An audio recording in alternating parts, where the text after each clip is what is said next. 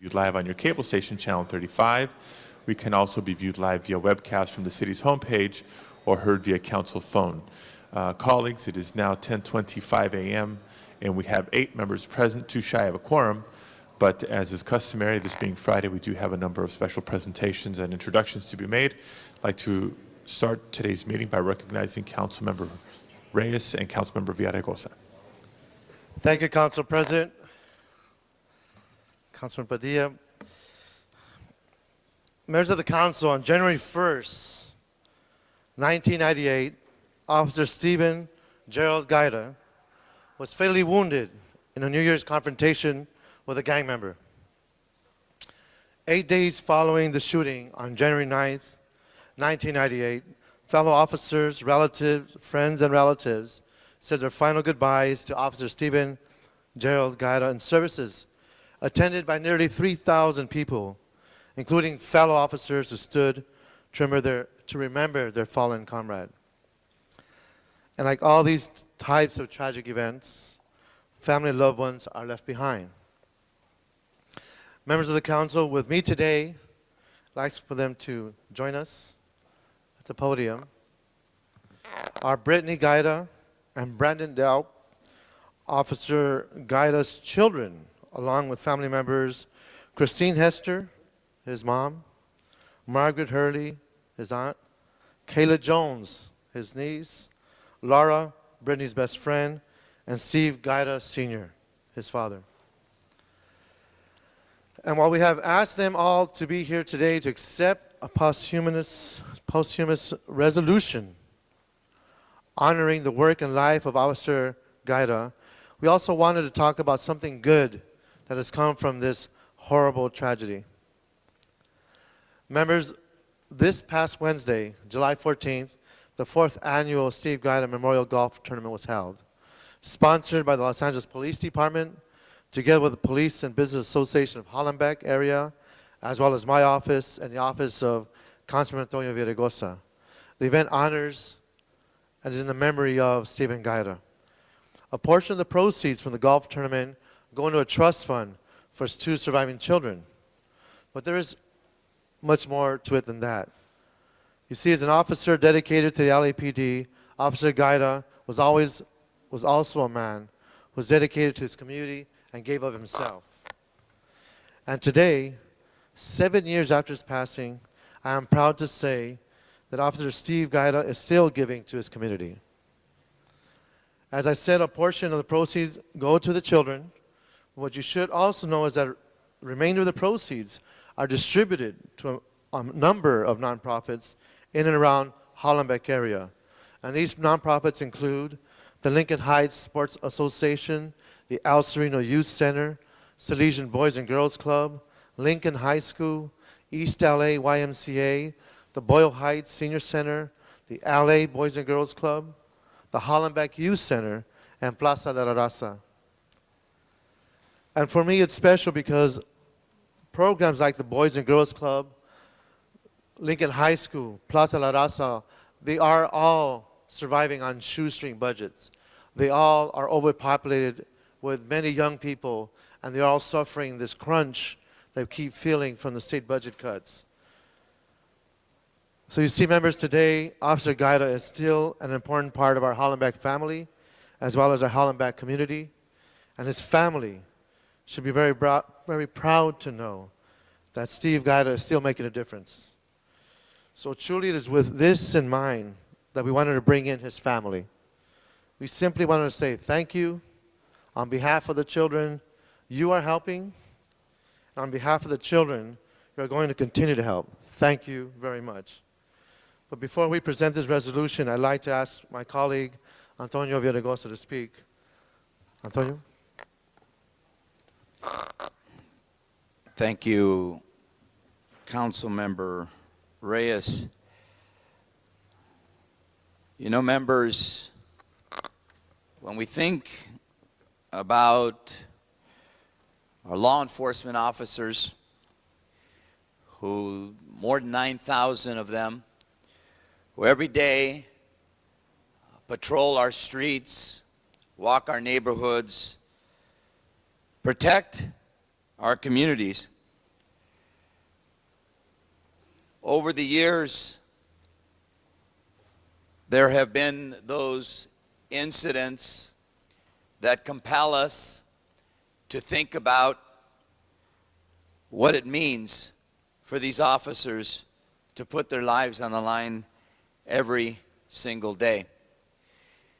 Sometimes when you hear those words, they sound empty, rhetorical, hyperbole, until someone is lost. Officer Gaida was a young man, a very young man. He was born in Illinois, grew up in the San Fernando Valley, was a homeboy, a local product, if you will. Policing a neighborhood that he knew very well, out of Hollenbeck Division, senselessly gunned down by a young gang member who had no sense of life and death and what it means to kill someone. And here we are, a few years later, getting to see up front what it meant, not just to the police officers there at that division, but to his own family. And the police officers at Hollenbeck decided early on that it was important for them to come together to rally around each other and ensure that the family, all of us were impacted, but the family was especially impacted here. And so this is an opportunity for us to acknowledge what happened in 1998, to acknowledge the officers of Hollenbeck Division, to acknowledge the family who've been so impacted by this untimely death. I would hope that for all of us who are here, as we present this resolution, we think for a moment about what these senseless tragedies mean. Think for a moment about what we can do to ensure that these young people have a trust fund that they can be insured that they have a brighter future. So on behalf of the 14th Councilmanic District and the 1st Councilmanic District, we want to present this resolution. Before we present, there's an oversight on my part. On this past Wednesday, the golf tournament occurred, but there you had folks like Joe Correa, who's with us today, Memorial Hospital. He is our liaison, but he's much more than that. He's involved with the community, and he was one of the anchors that made this event happen, along with the other unsung heroes.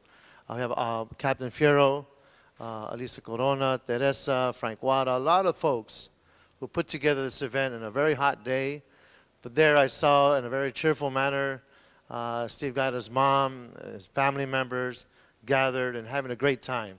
And I just want to thank them because they're the ones that put the golf tournament together.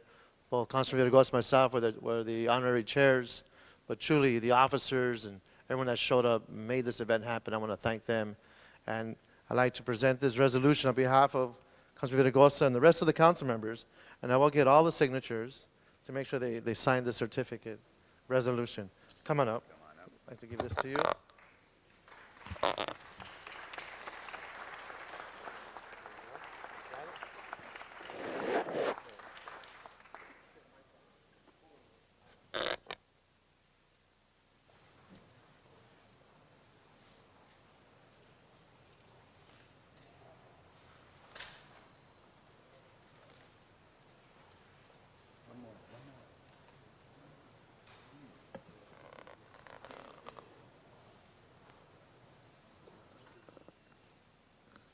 Mr. Zine, while they're taking pictures.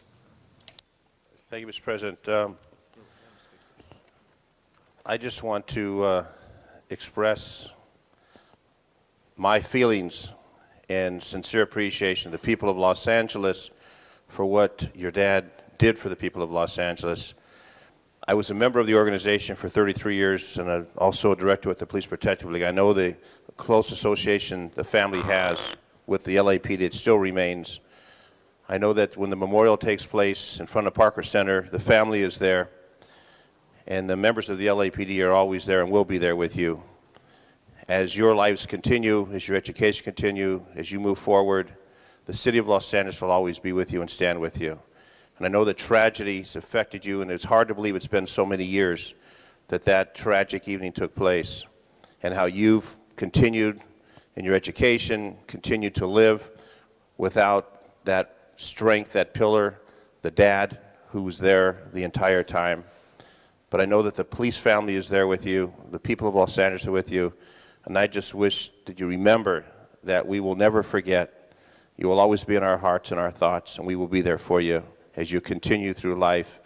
And I bless all of you and your family. May God bless you all. Thank you for being here today.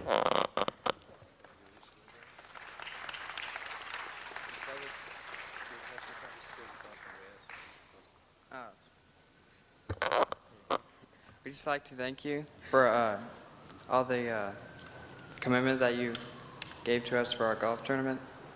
And Thank you. thanks. Oh, thank you. Thank you. You're welcome. Thank you. Thank you very much. Okay.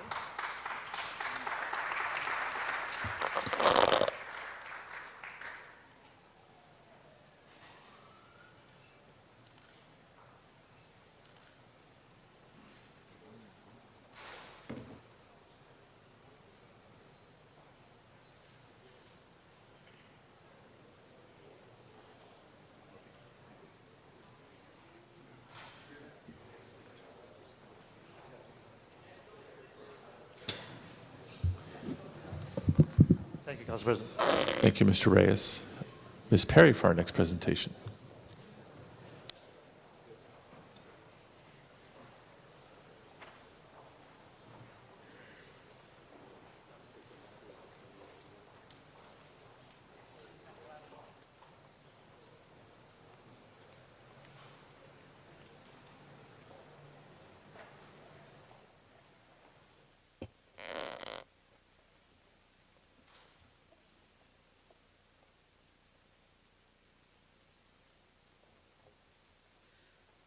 I would like, thank you very much, Mr. President. I'd like the women of Central Avenue and those involved in the Central Avenue Jazz Festival to please join me here at the podium.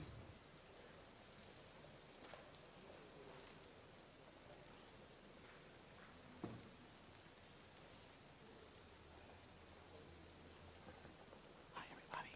Come on, stand. It's a pleasure to introduce to you the women of North on South Central Avenue. I have invited them here today to celebrate them and their involvement in the 9th annual Central Avenue Jazz Festival. The theme of this festival this year is celebrating women, and what better way to honor that theme than to bring in the exceptional women behind this extraordinary play that they're going to tell you about. North on South Central Avenue was written by the Theater Perception Consortium. The story was conceived by Larry Robinson when listening as a child to his father's stories of his journey from Mississippi to Los Angeles during the 1940s and finding himself in Los Angeles during the heyday of the jazz movement. The story, as written by TPC, relives that era and reinvents Central Avenue's Club Alabama at its fullest. It brings to life on stage some of the greatest jazz legends of all time in the form of Billie Holiday, Dorothy Dandridge, Nat King Cole, Little Walter, Sarah Vaughan, Ella Fitzgerald, Dinah Washington, and more. This play has received rave reviews from the Los Angeles Times critic, who compared it to the picture of the year, Chicago, and it was Los Angeles Weekly's pick of the week.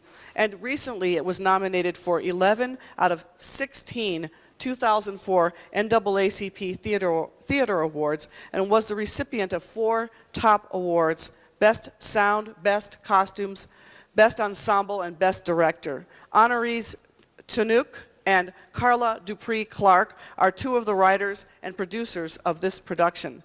Tanook also serves as Director of Human Resources and Accounting for TPC. Carla Dupree Clark serves as Executive Director and was awarded for her work as Director of the North on South Central production. Melanie Lee's work as a choreographer received an NAACP nomination and outstanding reviews from The Wave, The Times, and The Weekly. Bonnie Claire Stewart's work as Director of Marketing and Public Relations has been instrumental in enlisting the support of numerous jazz enthusiasts, Central Avenue veteran performers, musicians, entertainers, and theater goers in general throughout our entire city. This production is now running as a benefit for the Long Beach Playhouse every Sunday through the end of August, and will be running September 10th, 11th, and 12th at the Norris Theater in Palos Verdes. It is wonderful that these women play an active role in the 2004 Central Avenue Jazz Festival and will be presenting excerpts from their play, North on South Central, and the 1940s atmosphere by wearing costumes from the play during our jazz festival. I wanted to take the opportunity to honor them and for continuing the story of Central Avenue and for helping to make this year's festival one that is extraordinary and memorable. Thank you.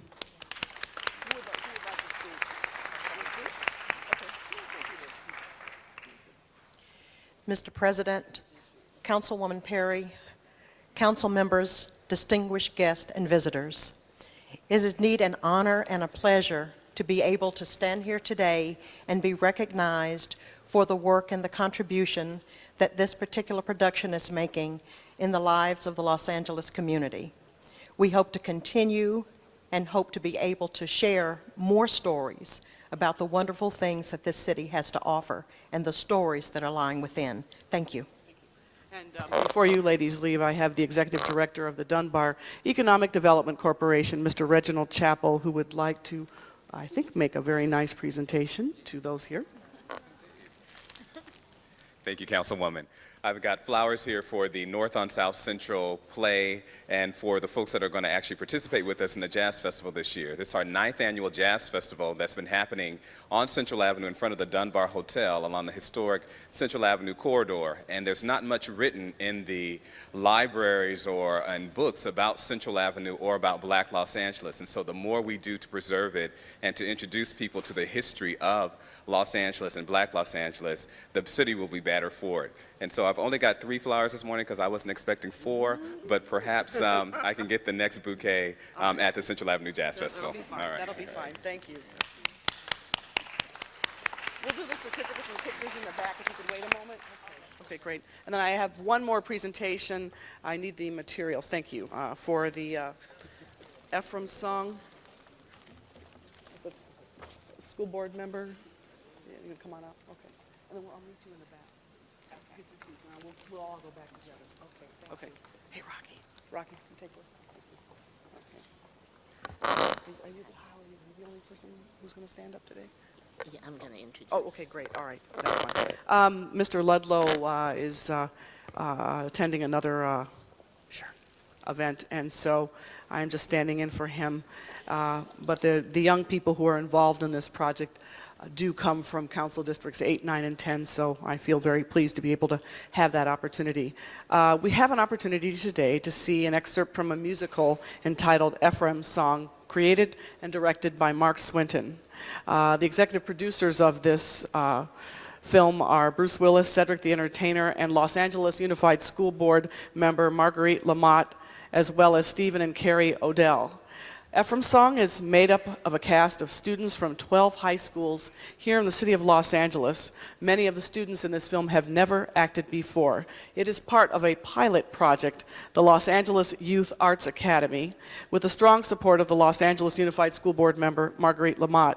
And I would like to call upon Ms. Lamott and Mark Swinton to receive the certificate after they've made their presentation, and then we'll introduce the young people who are here today. And just as a side note, this is a production that has also received a number of accolades from the NAACP and has already received 4 awards of recognition. And now for School Board Lamott, Member Lamott.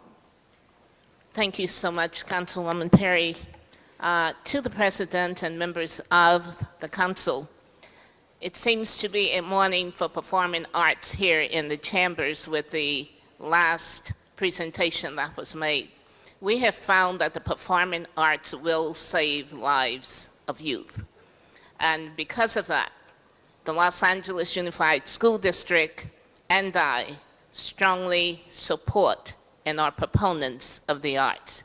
It's my pleasure at this time to say thank you to Mrs. Ogawa and Mrs. Weezar from the Commission for Children, Youth, and their families who invited us here this morning, along with Councilpersons Park, Perry, and Ludlow, who have been very supportive also.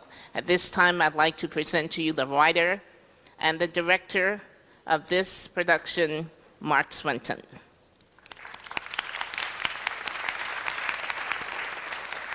Thank you, Mrs. Lamott. I'd like to first say that it has been a pleasure working on this project, and it was prompted by school board member Marguerite P. Lamott.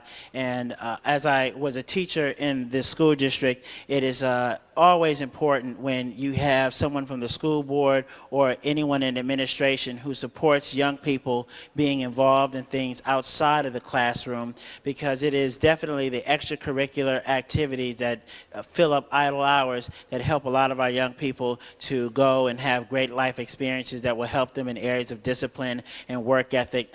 Ephraim's Song is a show. It's an urban musical that I wrote a couple years ago, and it deals with all of the social ills plaguing society today.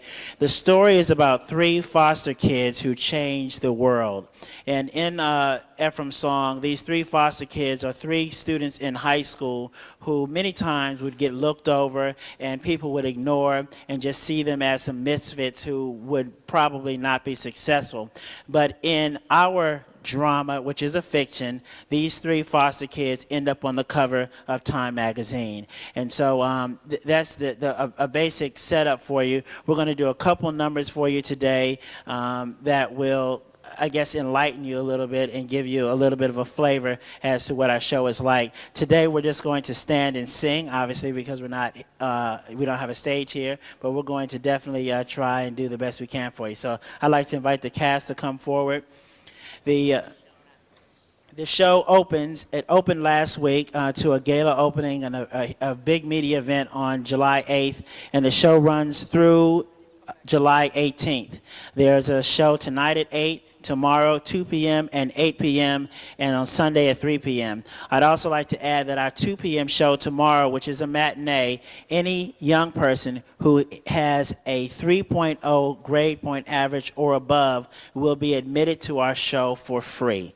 And so that's an important thing. And with the report card. They have to bring the report card. And also, we are definitely reaching out to all foster kids in the Los Angeles area, because this is a show about the foster youth that are growing up in the system today. This first number is called You Don't Know Me. And as they finish getting into place, everybody move down some a little bit to make sure we get everybody. as they get into place. We're going to just show you the last part. This scene takes place in a classroom where the tensions are really high. It's performing at Norman J. Pattis Concert Hall, which is at 2955 South Robertson in Los Angeles.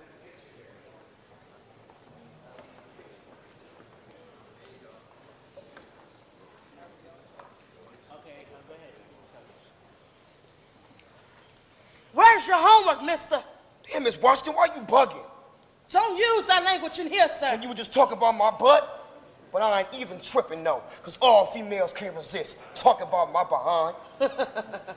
You, Mr. Johnson, are going to be really unhappy with the pathetic existence with which you will have to call your life. My life is going to be off the hook, lady. I'm going to have more money than you. You think so? I know so. Mr. Johnson, you are one of the many disillusioned youngsters who believe that milk will always just be in the refrigerator. How we get some milk?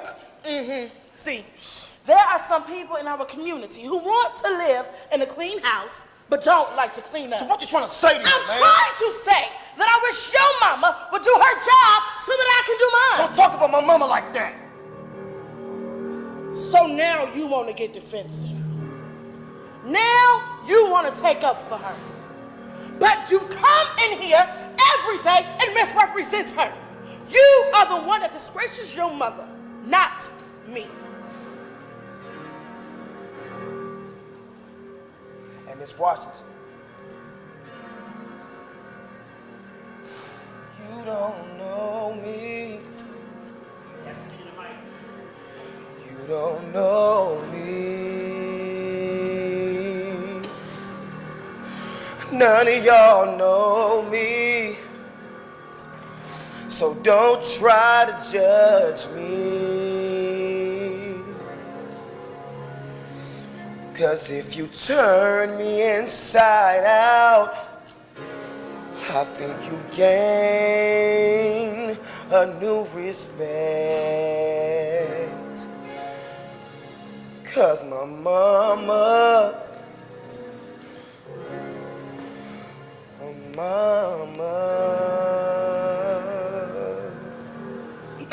hey, women don't know me. They don't know me. Y'all don't know me. So don't try to judge me. 'Cause I'm hard-headed. I wanna listen. Experience with my teacher. That's how I'm gonna live my life. Now lately it seems as though you're acting like you're someone else. And the way it used to be, you could come to me and tell me how you feel. I heard they say what you see is what you get. That ain't always a fact. But if you turn me inside out, you'll gain a new respect. You don't know me. They don't know me. Y'all don't know me. So don't try to judge me. 'Cause I'm hard-headed. I wanna listen. Experience my teacher. That's how I'm gonna live my life. Like everybody knows my mind better than I know my own. Always questioning the things I do. I wish y'all leave me alone. Now I may hang out and drink a lot, but that's just how I get down. If I listen to you anymore, I'll never get my feet off the ground. You don't know me. They don't know me. Y'all don't know me. So don't try to judge me. 'Cause I'm hard-headed. I wanna listen. Experience is my teacher. That's how I'm gonna live my life.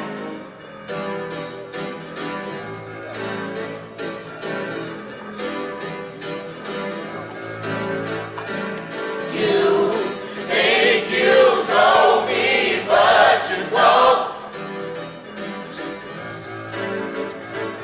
You think you know me, but you won't. You don't know me. You don't know me. They don't know me. They don't know me. Y'all don't know me. Y'all don't know So me. don't try to judge me. No, 'cause I'm hard-headed. I don't wanna listen. Experience is my teacher.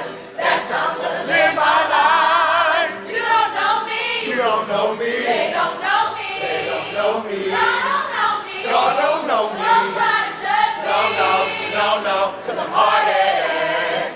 I don't wanna listen.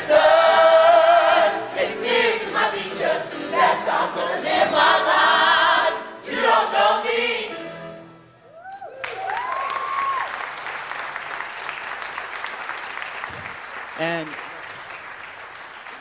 thank you very much. And this last number we're going to do for you very quickly is the theme of our show. It's called the City High Anthem. And you guys make sure you're speaking to the microphone. Thank you. So do y'all recognize me? Wait a minute, hold up. Y'all mean to tell me that y'all really ain't heard of me? We're the ones that are on the cover of Time magazine.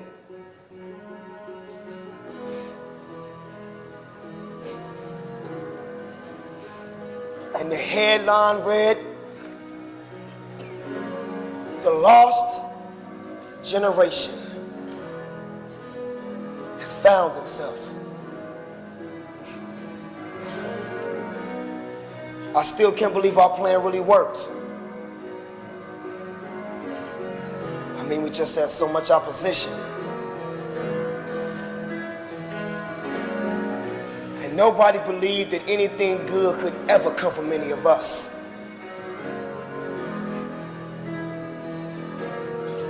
Because you see, they just gave up on our entire generation. So we were all pushed to the side, cause we didn't see the world through our teachers' eyes. And all we needed was a little bit of motivation. But because we wore our pants sagging, labeled us gangsters, and said it wasn't worth the time, there are so many things I never asked you. And there are so many things I still don't know. And there are so many things you never told me. Still so many things that I will never know. And why? Cause I go to City High, a school with more dropouts and sign-ups at registration. And the pregnancy rate is at an all-time high, and we all know why. And you would think the classroom's a place for mental stimulation, but there's some brothers outside selling that stuff that'll really stimulate your mind. Talking about getting high. There are so many things you never showed me. There are too many things you let slip by.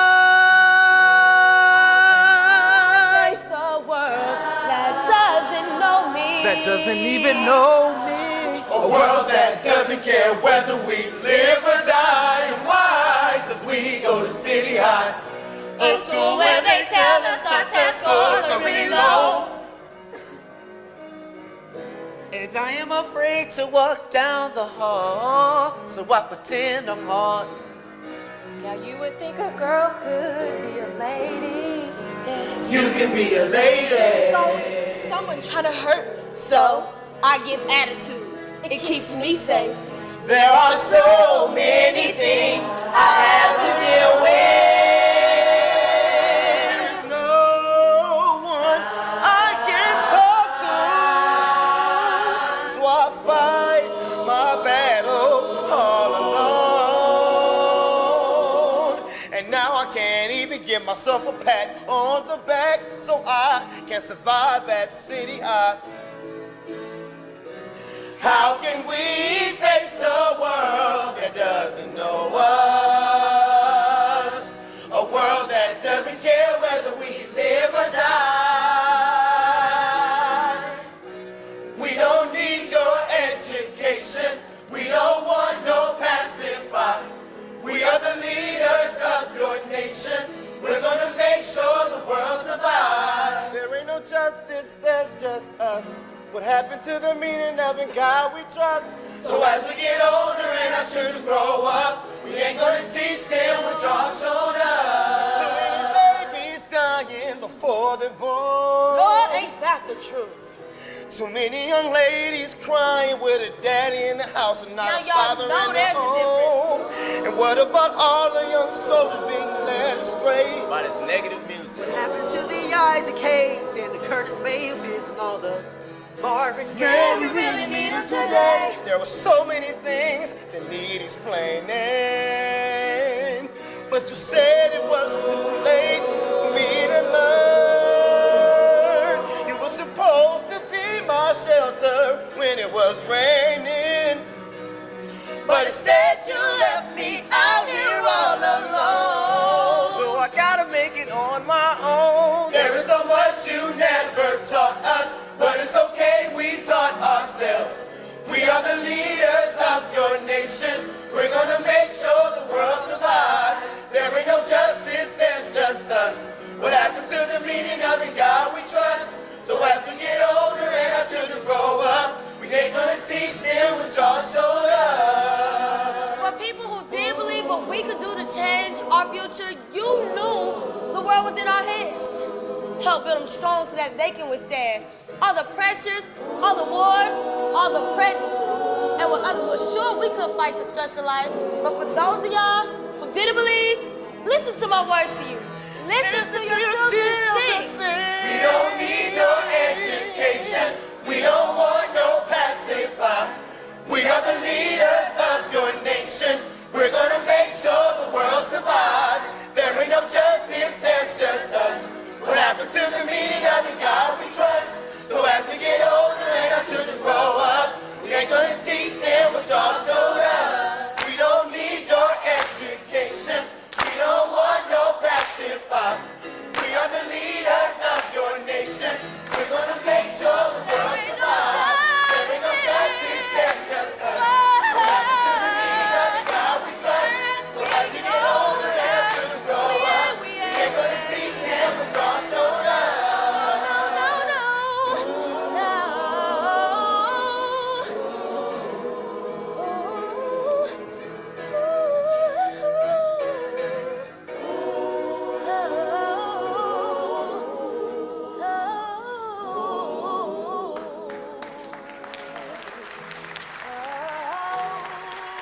Ephraim Song.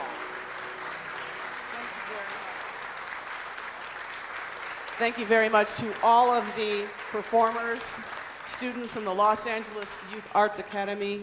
What an inspiration that was. Thank you to School Board Member Lamont and to Mr. Swinton. And just mentioned to Mr. Swinton, I'd like to make a date for them to come and make a presentation to the people in the 9th Council District. It's such an inspiration and a powerful message. And I want to thank you very much. And don't go away because we'll take pictures in the back, okay? Ms. Perry, I believe Mr. Villaraigosa has been inspired. Reverend. I'm gonna tell you, I've been inspired. You know, I had the opportunity, I was gonna have the opportunity to introduce these wonderful young people. I stepped back and I got to come as our school board member was presenting.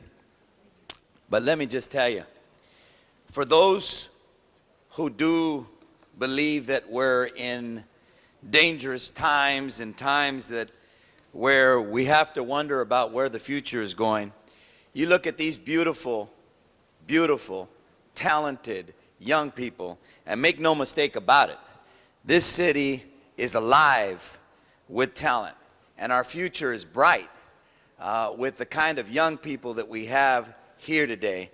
And I rise to testify because I'm going to tell you, it takes leaders, Marguerite, like yourself, who are willing to embrace this talent and show the world what they have to offer.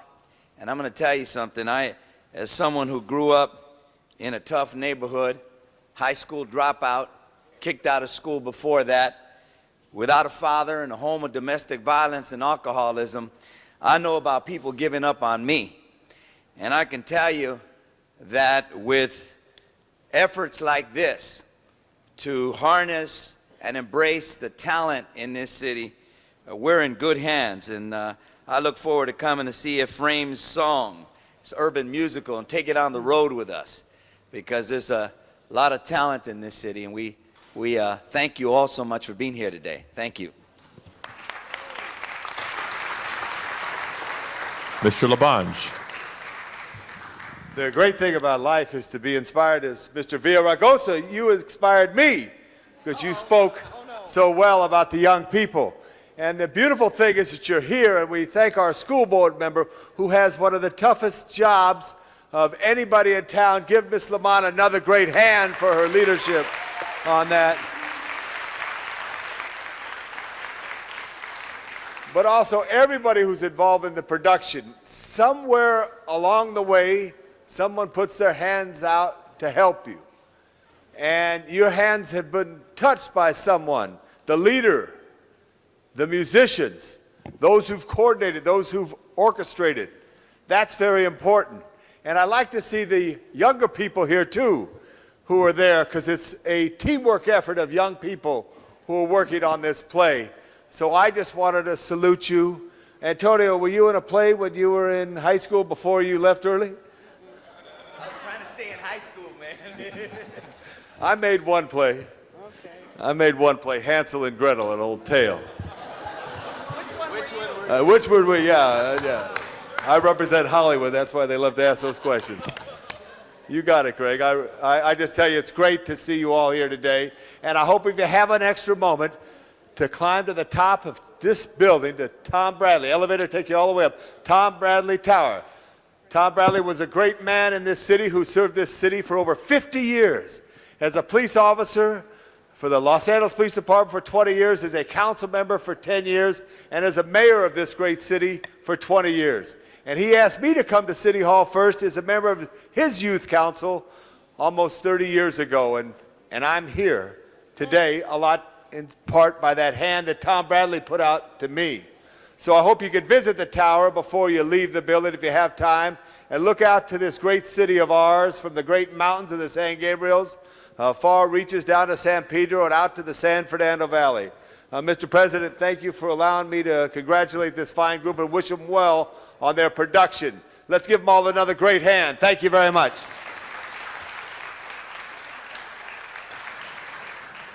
And Ms. Perry, will we hear from some of their leaders or some of those students?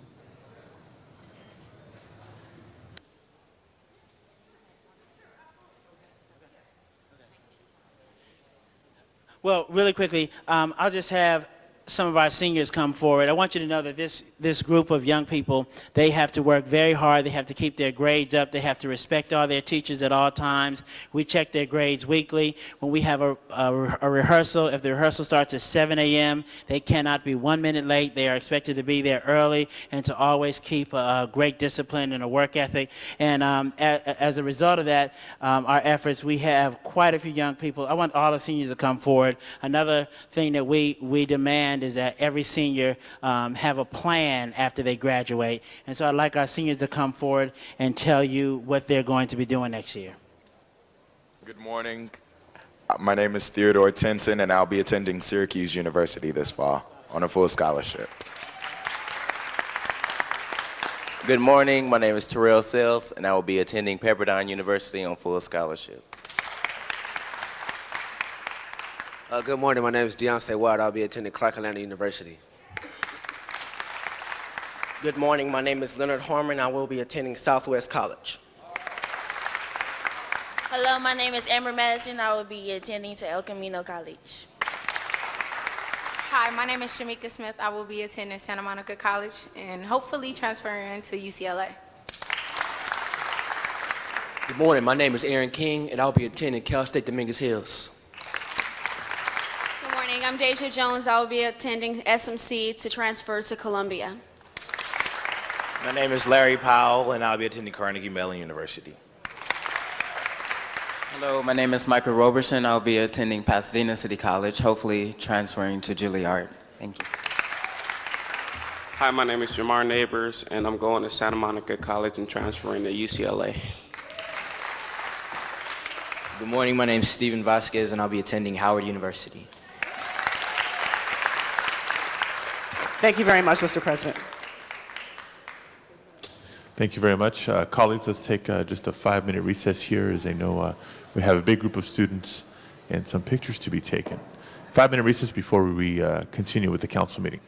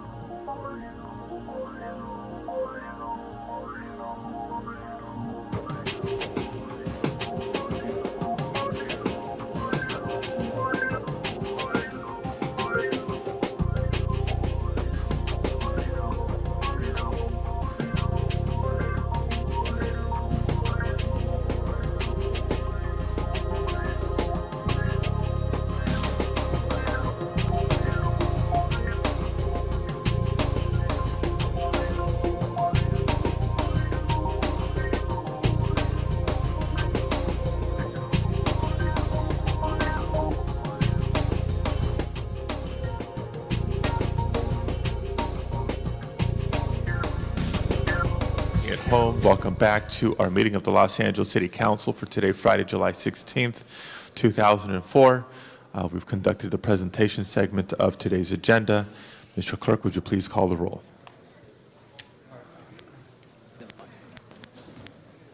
Cardenas, Garcetti, Gruel, Hahn, Labange, Ludlow, Miskowski, Parks, Perry, Reyes, Smith, Villaraigosa, Whiteside, Padilla. 10 members present and a quorum, Mr. President. Thank you very much. Our next order of business, please.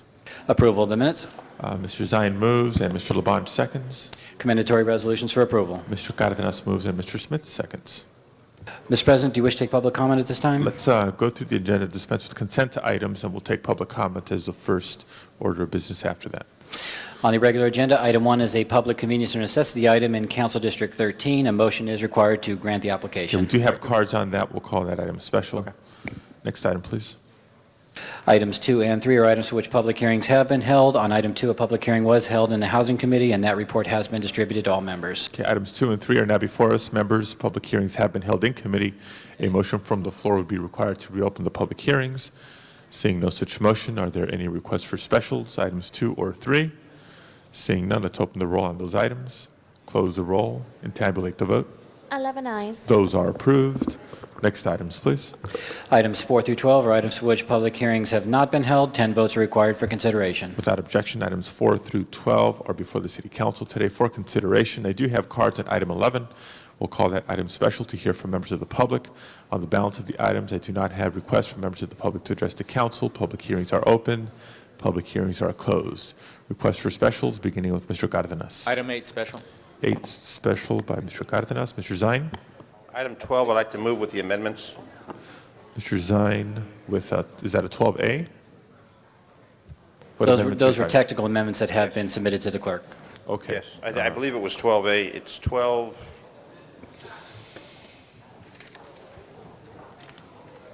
Is it 12A? The technical amendment's been circulated and we want to approve. Or do you care to offer those amendments Well, orally? I'll move Mr. Zine? 12 as amended. I don't know if there's a, It was attachment B. yes.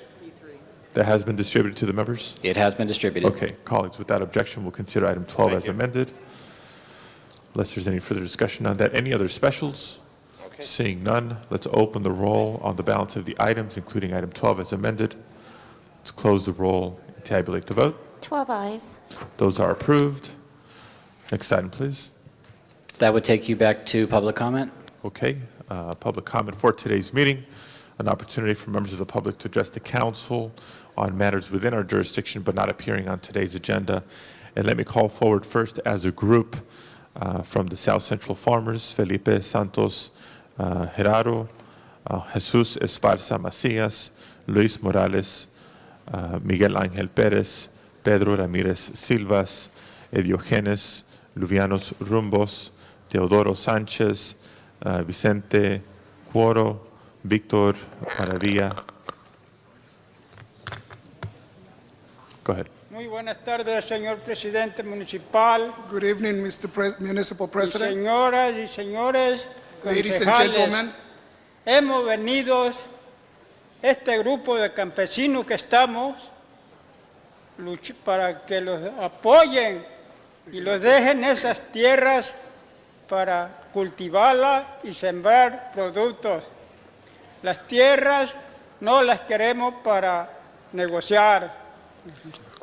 we have come this group to ask you to leave us that land so that we can work it. We don't ask for that land so that we can negotiate or work it.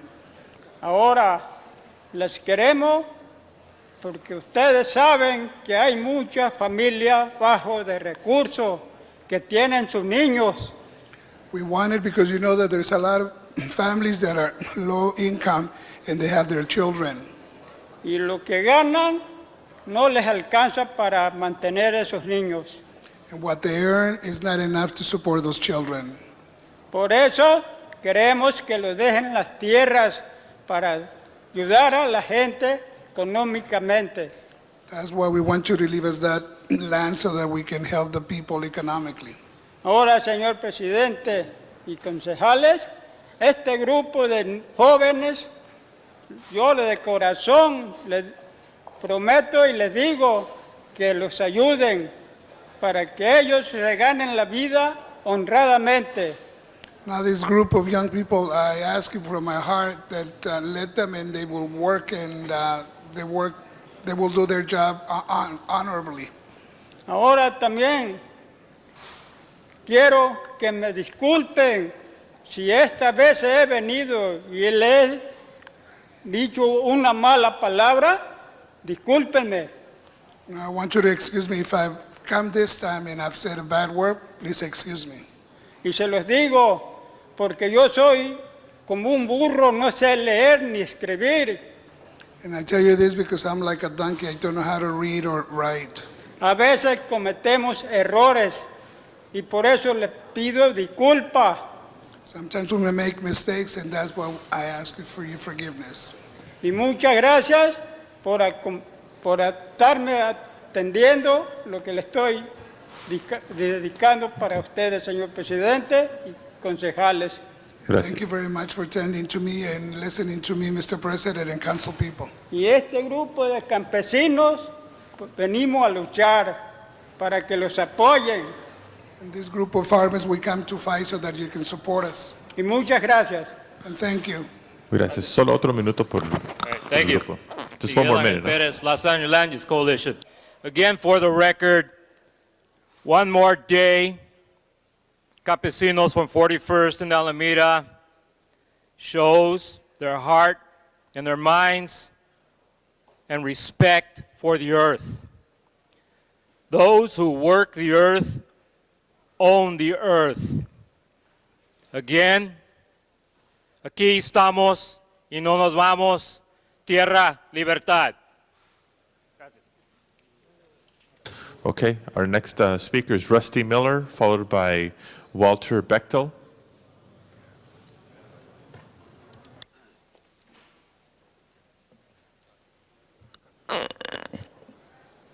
Mr. President, members of the council, my name is Rusty Millar, co-chair of the Silver Lake Neighborhood Council.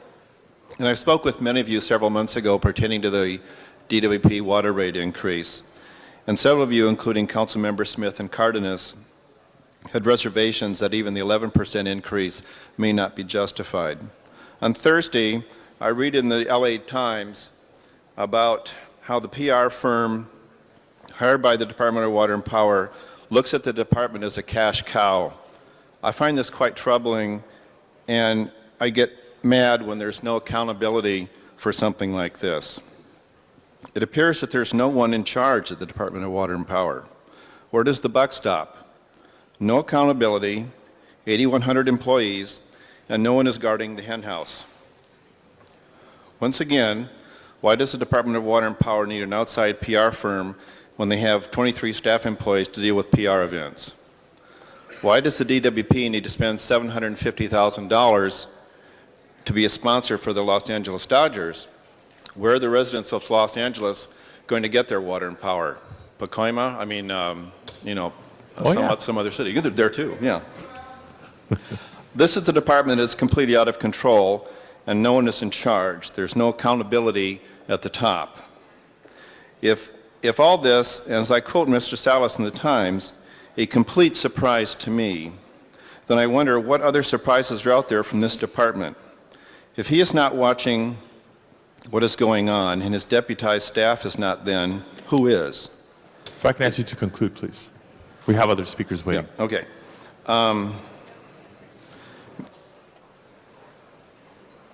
There's many things going on over there that are quite troubling if you read the article in the Times. You can do lunch with Mr. Salas for $425 an hour, which I think is quite troubling to be billed for that. The department is pushing for an informational tour for neighborhood council members to travel at DWP expense to see how water gets from the Sierras to the city taps. Okay. I think that money could be spent in other ways. Thank you, sir. I'm going to have to ask you to conclude now. Thank you. And Mr. Walter Bechtel and Jean Krischer. Hello. I wanted to come in because I felt I needed to say something about a recurring problem with the Ford Hotel. It's located at 1002 East 7th Street in downtown Los Angeles. There have been many cases, federal, state, local cases, zoning cases, been taken against that hotel for nuisance problems. The old nuisance problems that supposedly were cleared up are reoccurring. There was a murder at the hotel a month ago of a lady, and there are other problems with DV cases who are assaulting the tenants of the hotel. I called I'm afraid to call the police because I have had problems. I think I called the police so many times they got tired of me calling them, and I was told don't call them again. So I would like the council to understand I'm going to need to start calling the police again. Okay? Let me call the next speaker now, Jean Krischer, followed by Christina Liu and Xu Ying Liu. Good morning, Mr. President, council members, Jean Krischer, Friends of the Children. I came down, I heard the music and the singing. I'm sorry I missed that. But I came down to commend the leadership of Councilmember Cardenas and the City Council in pressing for the 20% renewable portfolio for renewables in the DWP portfolio, and for asking for energy efficiency and conservation for the future of our city. I'm trying to do the same thing in the Los Angeles Unified School District, and came down to seek encouragement from the council to the Board of Education so that we act in conformity and coherence to achieve this for the future of our kids and the future of our city, and I thank you. Thank you very much. Christina Liu and Xu Ying Liu. Good morning. My name is Christina Liu. I'm a Falun Gong practitioner. I want to thank the mayor, city council, and staffs for supporting our Falun Gong events in City of Los Angeles. We really appreciate it. I'm also here to let you know how the Chinese consulate has interfered with my right and the right of other Falun Gong practitioners. On April 10th, 2004, the Chinese consulate planted bushes on the grass parkway in front of the consulate, thus removing the remaining free area that our Falun Gong practitioners have used for peacefully appealing the escalating persecution and genocide against Falun Gong in China. By planting the bushes, the Chinese consulate has interfered with our right to freedom of expression, freedom of assembling, and our right to peacefully appeal.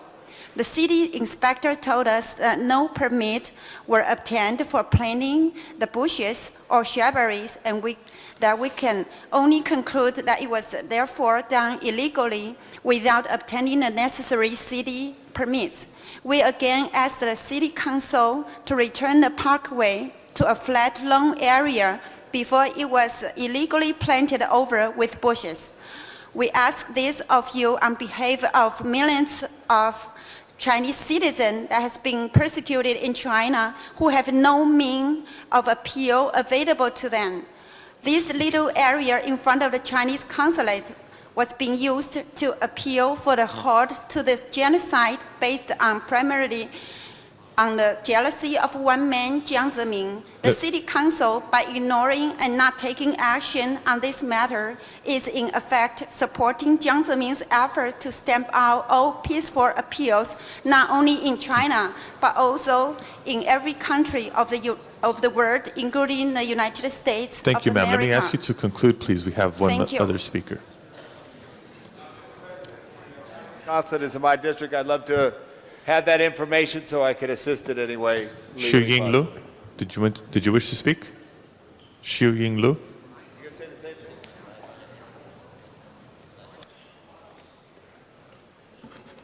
Good morning. I'm here on behalf of Xu Ying Liu, who is a LA City resident, to read her speech.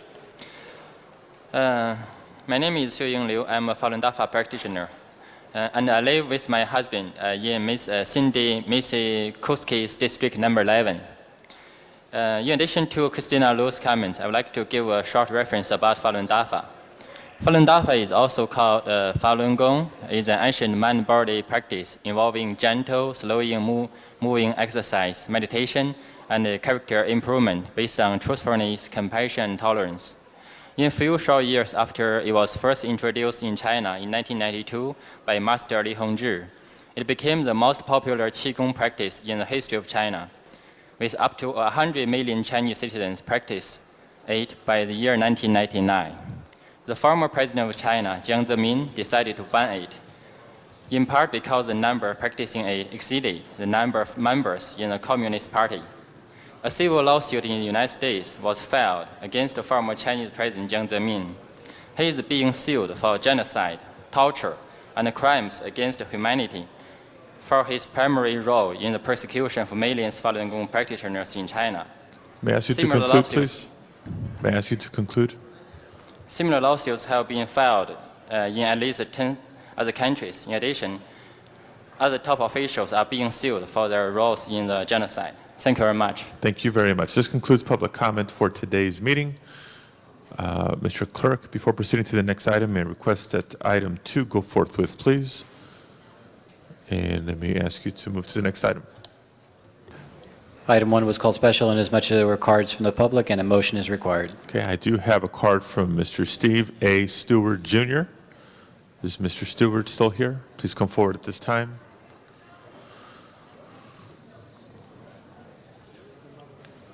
Colleagues, this is item number 1 that's currently before us. We will need a motion on the item.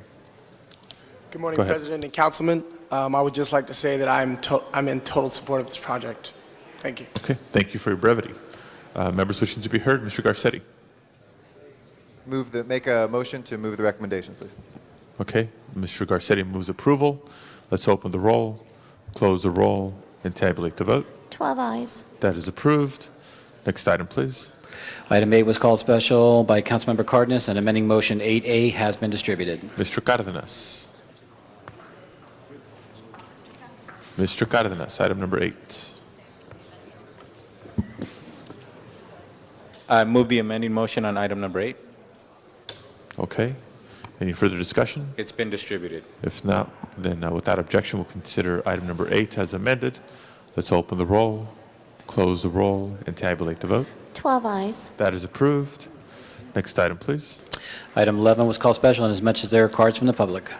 Do you have cards from the public? And the council calls forward Joyce Dillard at this time on item number 11.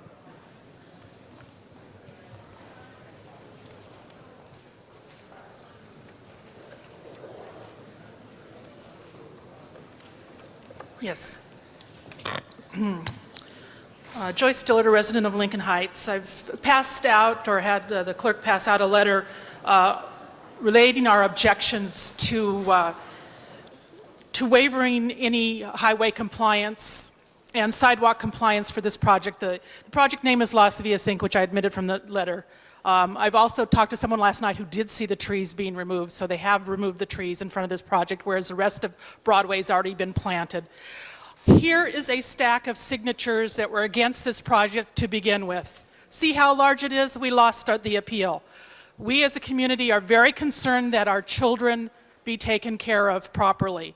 Public safety is an issue. You obviously don't care if a penny arcade, which is video games, or beer and wine is served by schools and churches. So we ask that you at least have roads and sidewalks properly paved and allotted for as per their classification.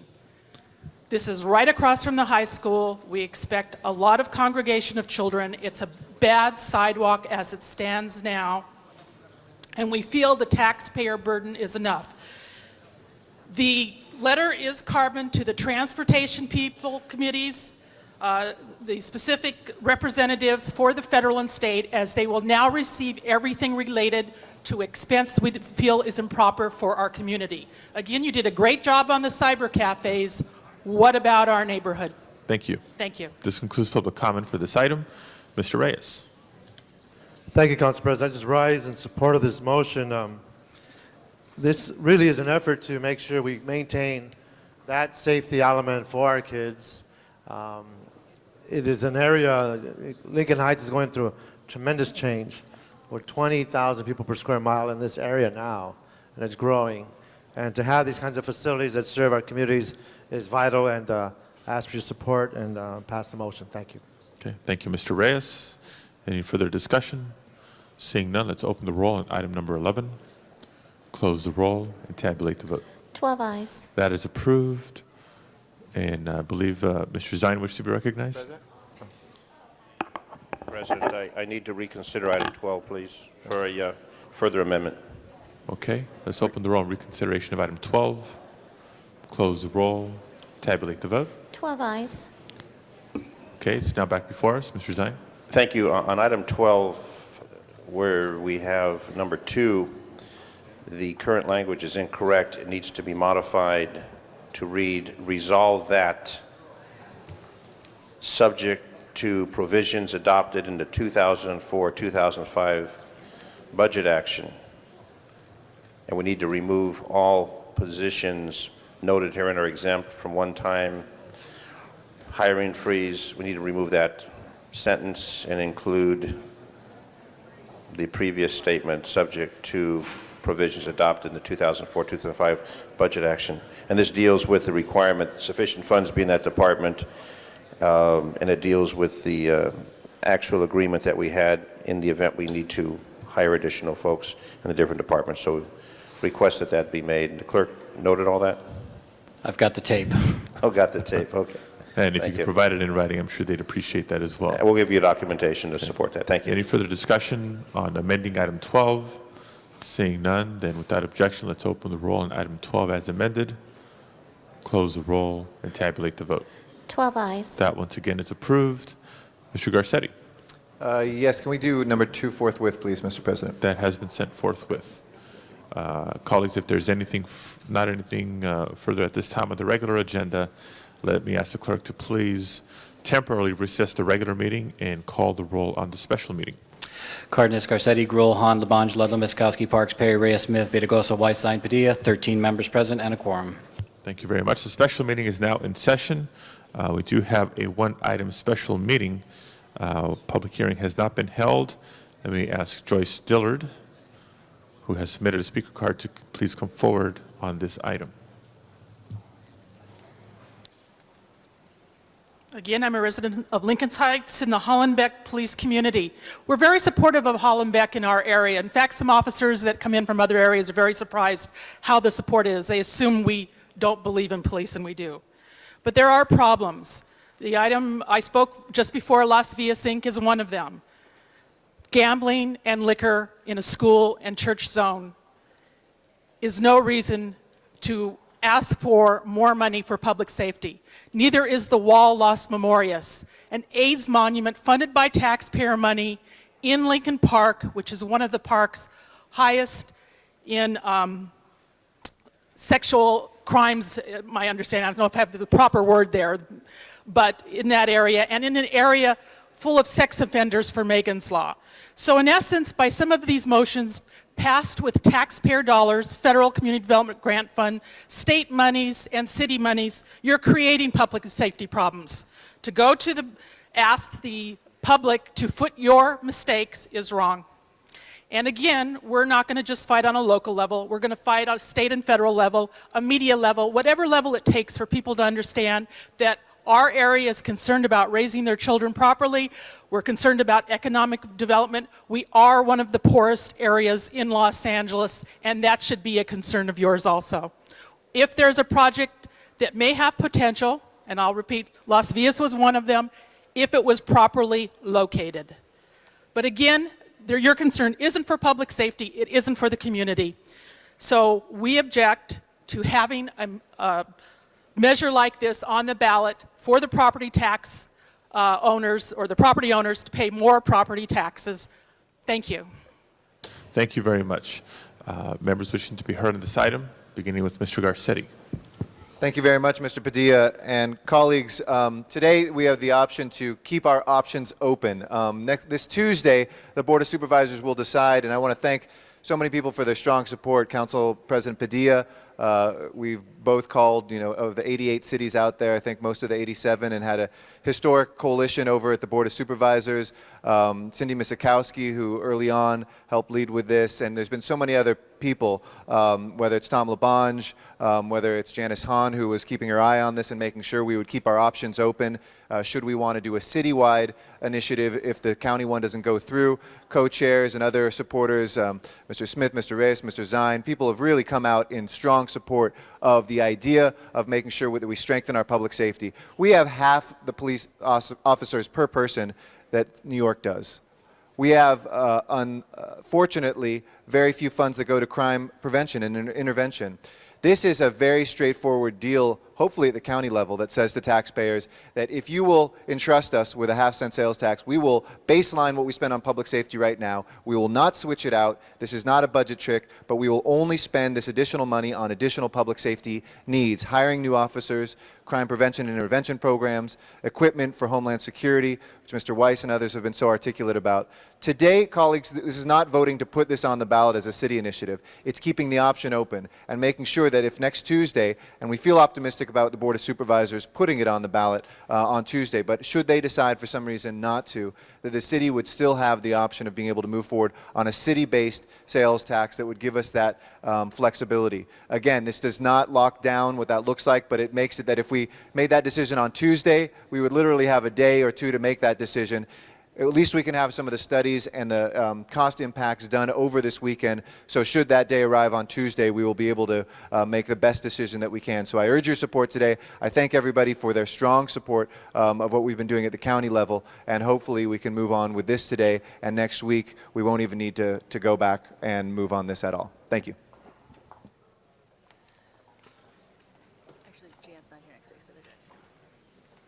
Mr. Padilla? Thank you, Mr. Chair. Colleagues, just to echo what Councilmember Garcetti has said, it's exactly what we're doing here. You know, we've been very active over at the county, urging them to place a county-wide public safety sales tax measure on the November ballot to let the voters decide. What we're doing here today is keeping our option open in the event that the County Board of Supervisors doesn't choose to take that step forward this upcoming Tuesday. We've reserved our ability to be able to do so on Wednesday. We're up against the deadlines of both the city and the county placing these types of measures on the November ballot.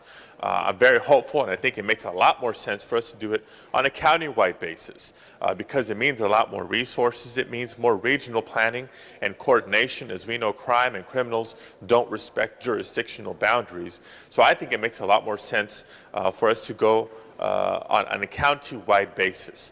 And I'm very optimistic that they will take that step on Tuesday. But just in case, this is the just in case motion, they don't, we'll be prepared, have the paperwork in order to be able to move forward on our own come Wednesday. So that's what we're discussing here today. Let me take a pause at this moment and ask Mr. Deaton and Mr. Echeverria to come forward and talk about the specifics of what's before us, because I think we want to take this motion that's been pending in committee and make a determination on whether we are asking the city attorney and others to draft up an ordinance to go forward with a parcel tax or a sales tax. You wish to elaborate? I would assume the council would be putting the half-cent sales tax on the ballot for this coming November, and that the necessary, both our office, the CAO, CLA, and the city attorney be requested to bring back the necessary ordinances. Us, the CAO and ourselves will need to bring back some transfers of monies, et cetera, in order to have to pay for the election and a few other things. So there's a few mechanical things that need to be done, but this would be a half-cent I just for wanted law that enforcement to be clarified purposes. because I believe the original Right. motion that was introduced asked Right. for a parcel Parcel. tax. So we're making that change in direction today. We're to the half-cent making that sales. shift today.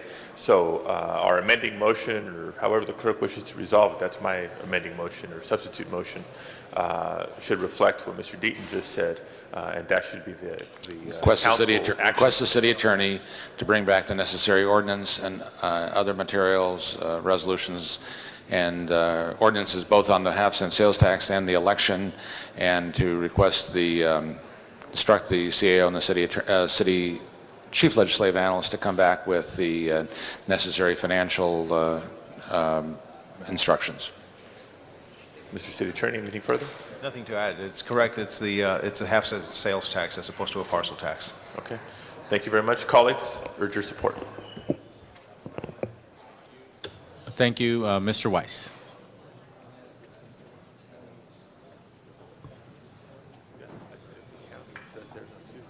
Is there another speaker in the queue? Yes, there is. Call another speaker. Okay, we'll go to Ms. Han.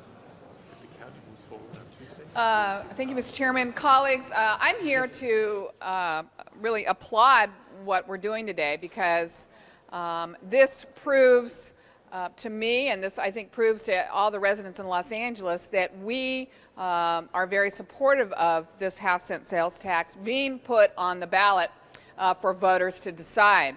And many of my colleagues went to the County Board of Supervisors and urged them to allow the voters to make this decision because, as Alex said, it probably would be better if it was a county-wide sales tax. As we know, crime doesn't necessarily stop at jurisdictional boundaries. But this says that no matter what the County Board of Supervisors decide to do, and we're still urging them to put it on the ballot county-wide, this city council, this body, is saying, well, then we're going to let our voters decide. We're going to let Los Angeles residents decide whether or not public safety is the #1 priority. And it seems to me over the past year or so, it is a priority. When the mayor was putting together his budget priorities, when we were deciding to do zero-based budgeting, what was our priorities? The mayor went to every neighborhood council and said, help me understand what your priorities are, because as Hal Burnson said, you decide what your priority is, then you fund it, and then everything else comes second. And the mayor decided in a tough budget time he would ask neighborhood councils how they wanted us to spend our scarce dollars. Almost every single one of them said public safety was their #1 priority. And clearly we know that no matter how many libraries we build, how many parks we open up, how many programs we have in this city, how many brand new schools we're constructing, if people are not safe, then a lot of that does not matter. And we also know that if we can increase tourism to this city by only 4%, that is $12 million that we can put into our general fund to help pay for other things. So clearly, we are understaffed in our police department.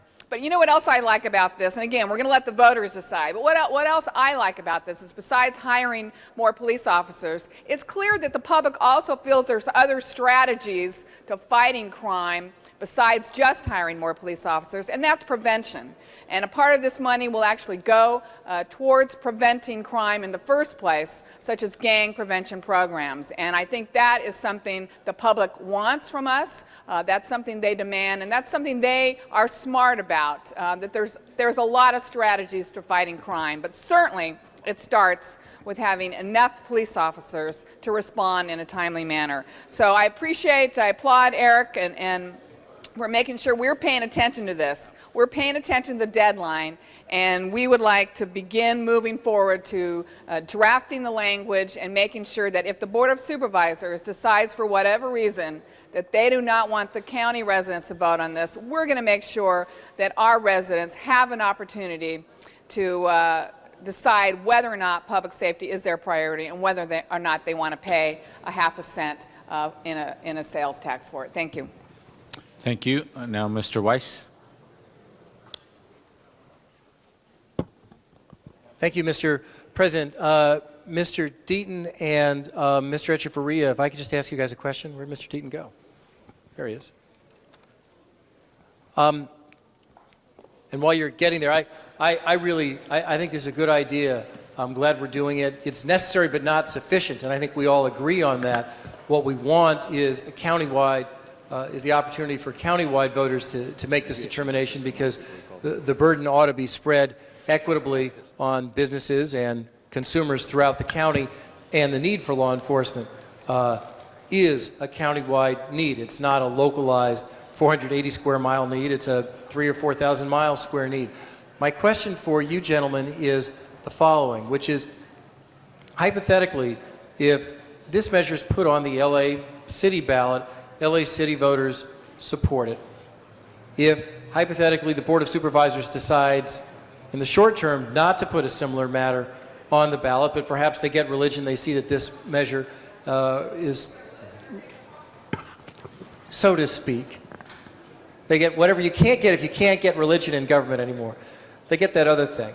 And they decide to put it on a ballot later, and the county voters vote for it later. Is there some way to ensure, in the manner in which this is drafted, that any further county measure would not be in addition to this particular measure?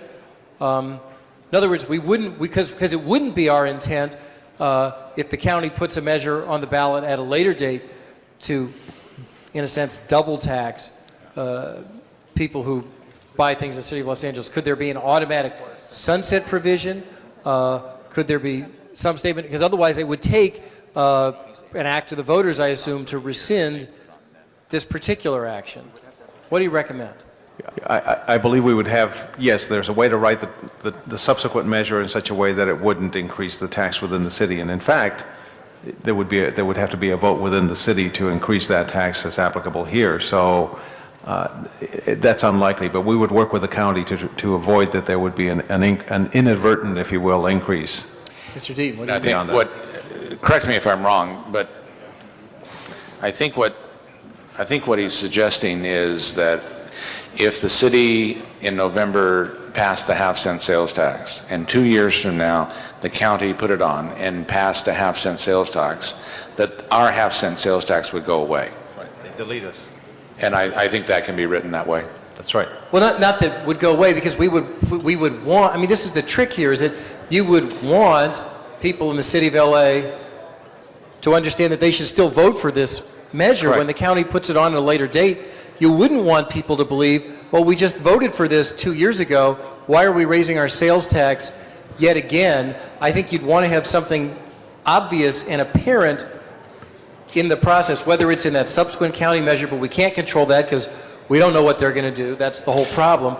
Or we could do something in our own measure just so that the voters would be assured that they're not going to potentially double tax themselves. What I would actually suggest is that currently in the draft ordinance that the County Board of Supervisors is considering, there is a provision that after a certain period of time that the Board of Supervisors can suspend the tax.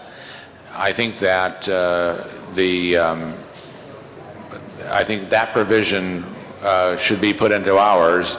Therefore, you could look at, I could foresee a situation where, with all due respect to the county, the formula may not be the one that we would necessarily like, and we wouldn't want to have an automatic reduction of hours until we knew.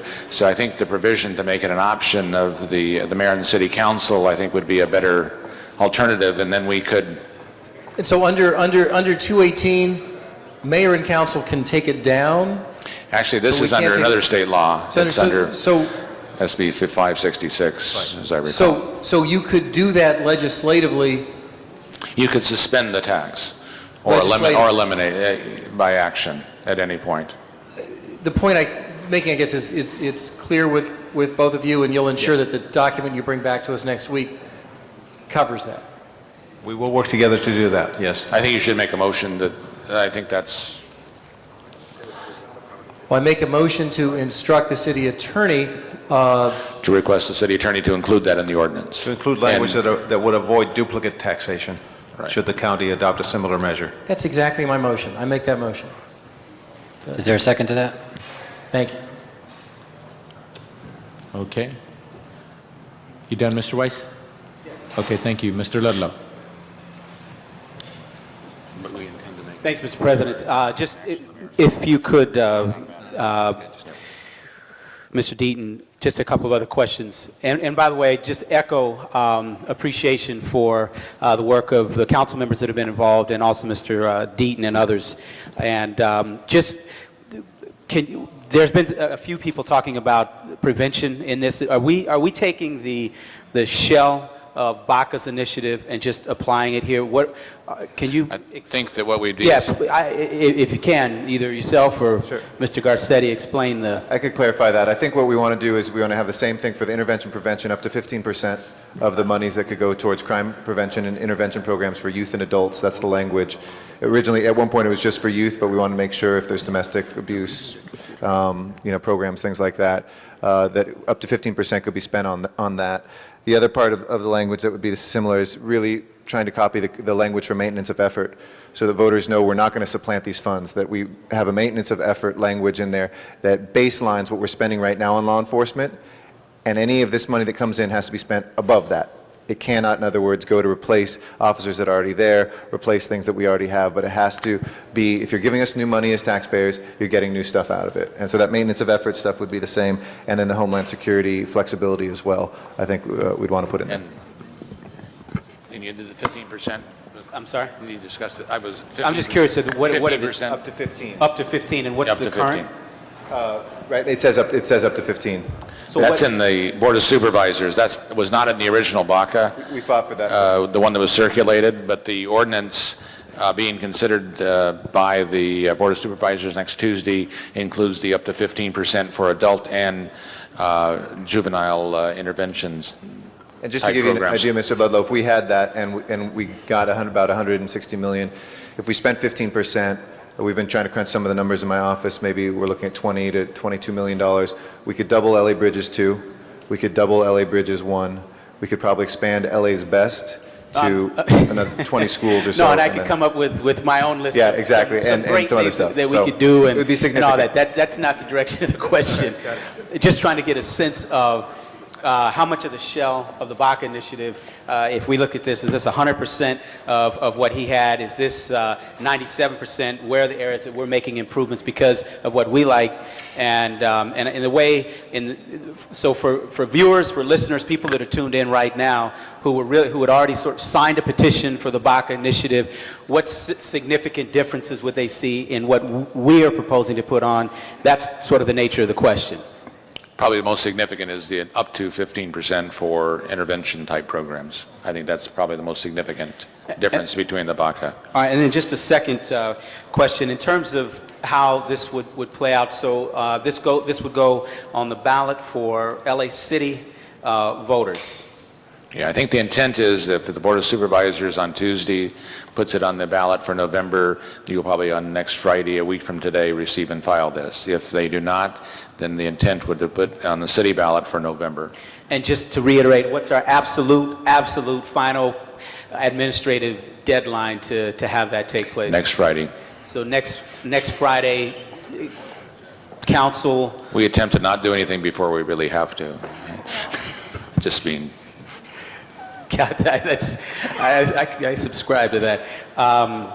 And so if we were going to make any changes to it, if Councilmember Smith or Zine or Weiss or anybody, Ludlow wanted to make a couple of other administrative changes, and we find out something, we got the great John Shulman here in the chambers, and something else came up, looked like it made it better, we have until next Friday to amend this? What I would suggest, if you have, and I'll provide everybody copies of the most recent draft of the Board of Supervisors, which we'll probably use as a model. If there are things you want to add to that, then I would suggest that between now and then you contact either my office or the city attorney so we can look at those, and then they would have to be made as motions on to the changes to the ordinance next Friday.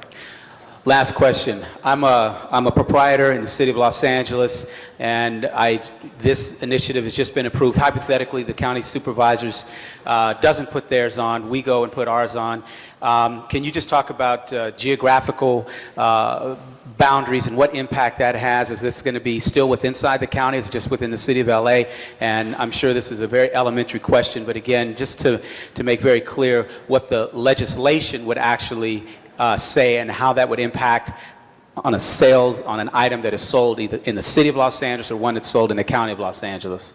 It's a tax of 1/2 cent on sales within the city of Los Angeles.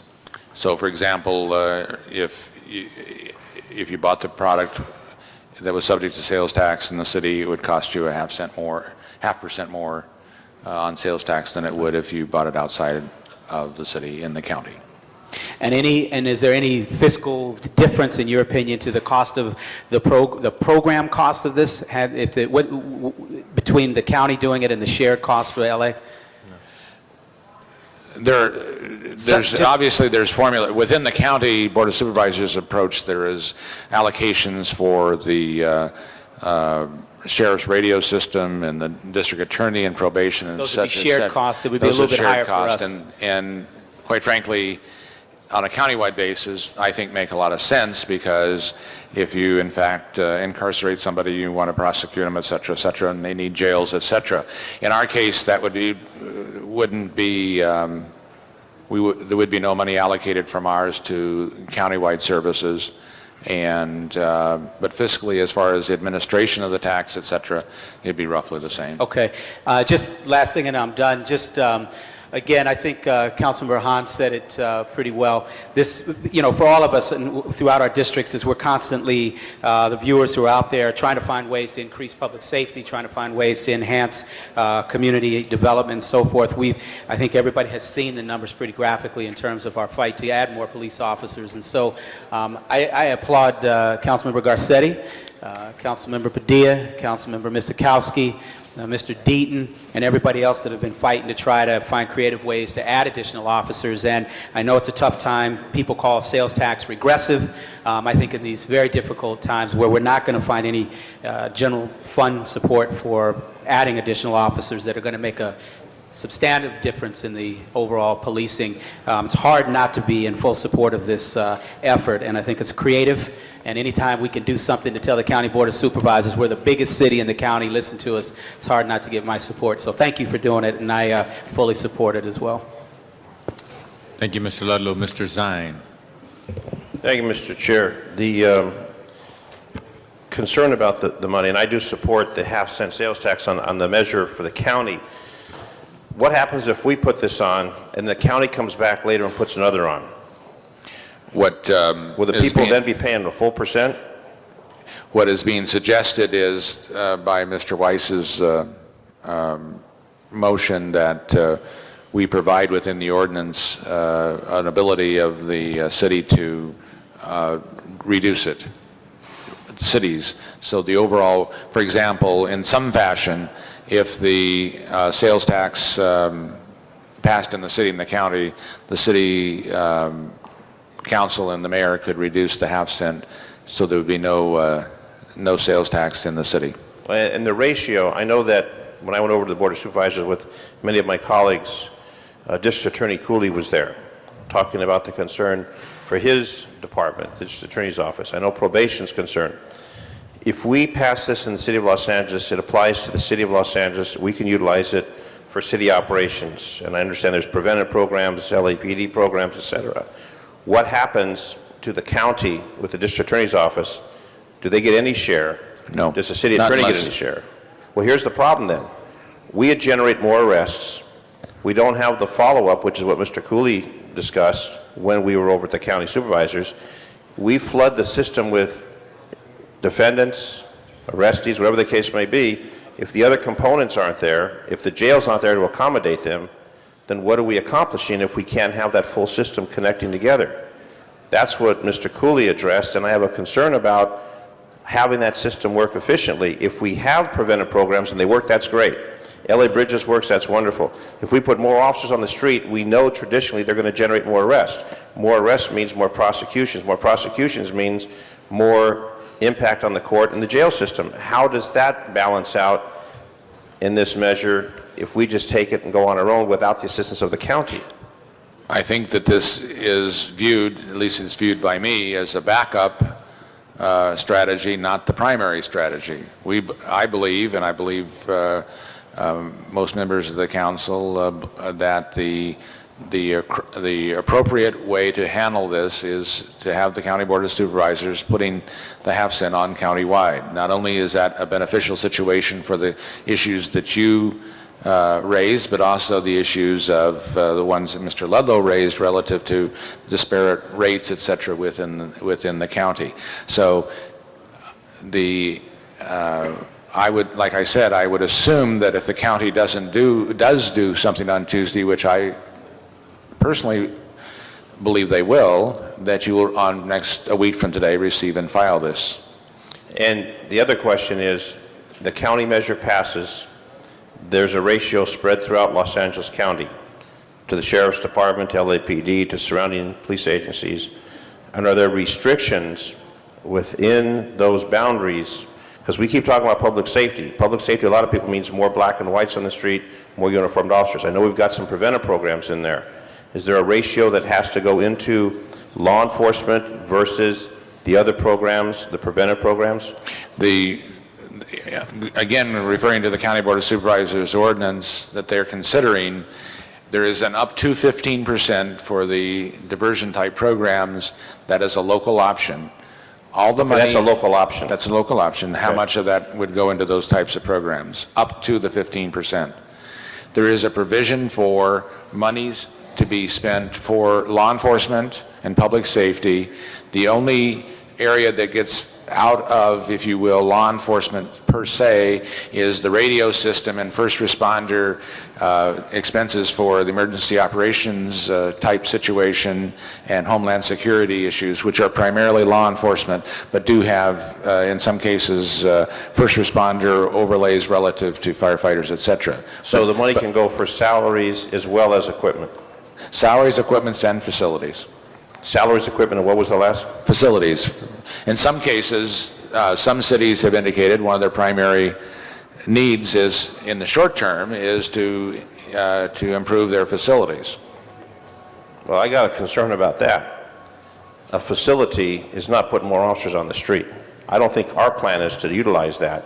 No, I'm just saying I'm just explaining what the county's ordinance allows, what it permits. It only permits facilities for law enforcement, not facilities just whatever you want. I understand that. It has to be for a police station or et cetera.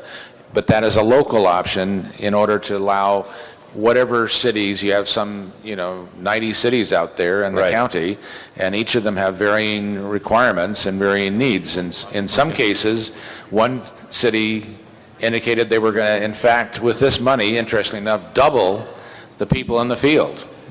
They had, on the average, one officer out 24 hours a day, 365 days a year. Their intent was to use this money to have 2 officers in their city. It's a small city, but that's exactly what they intend to do with the money.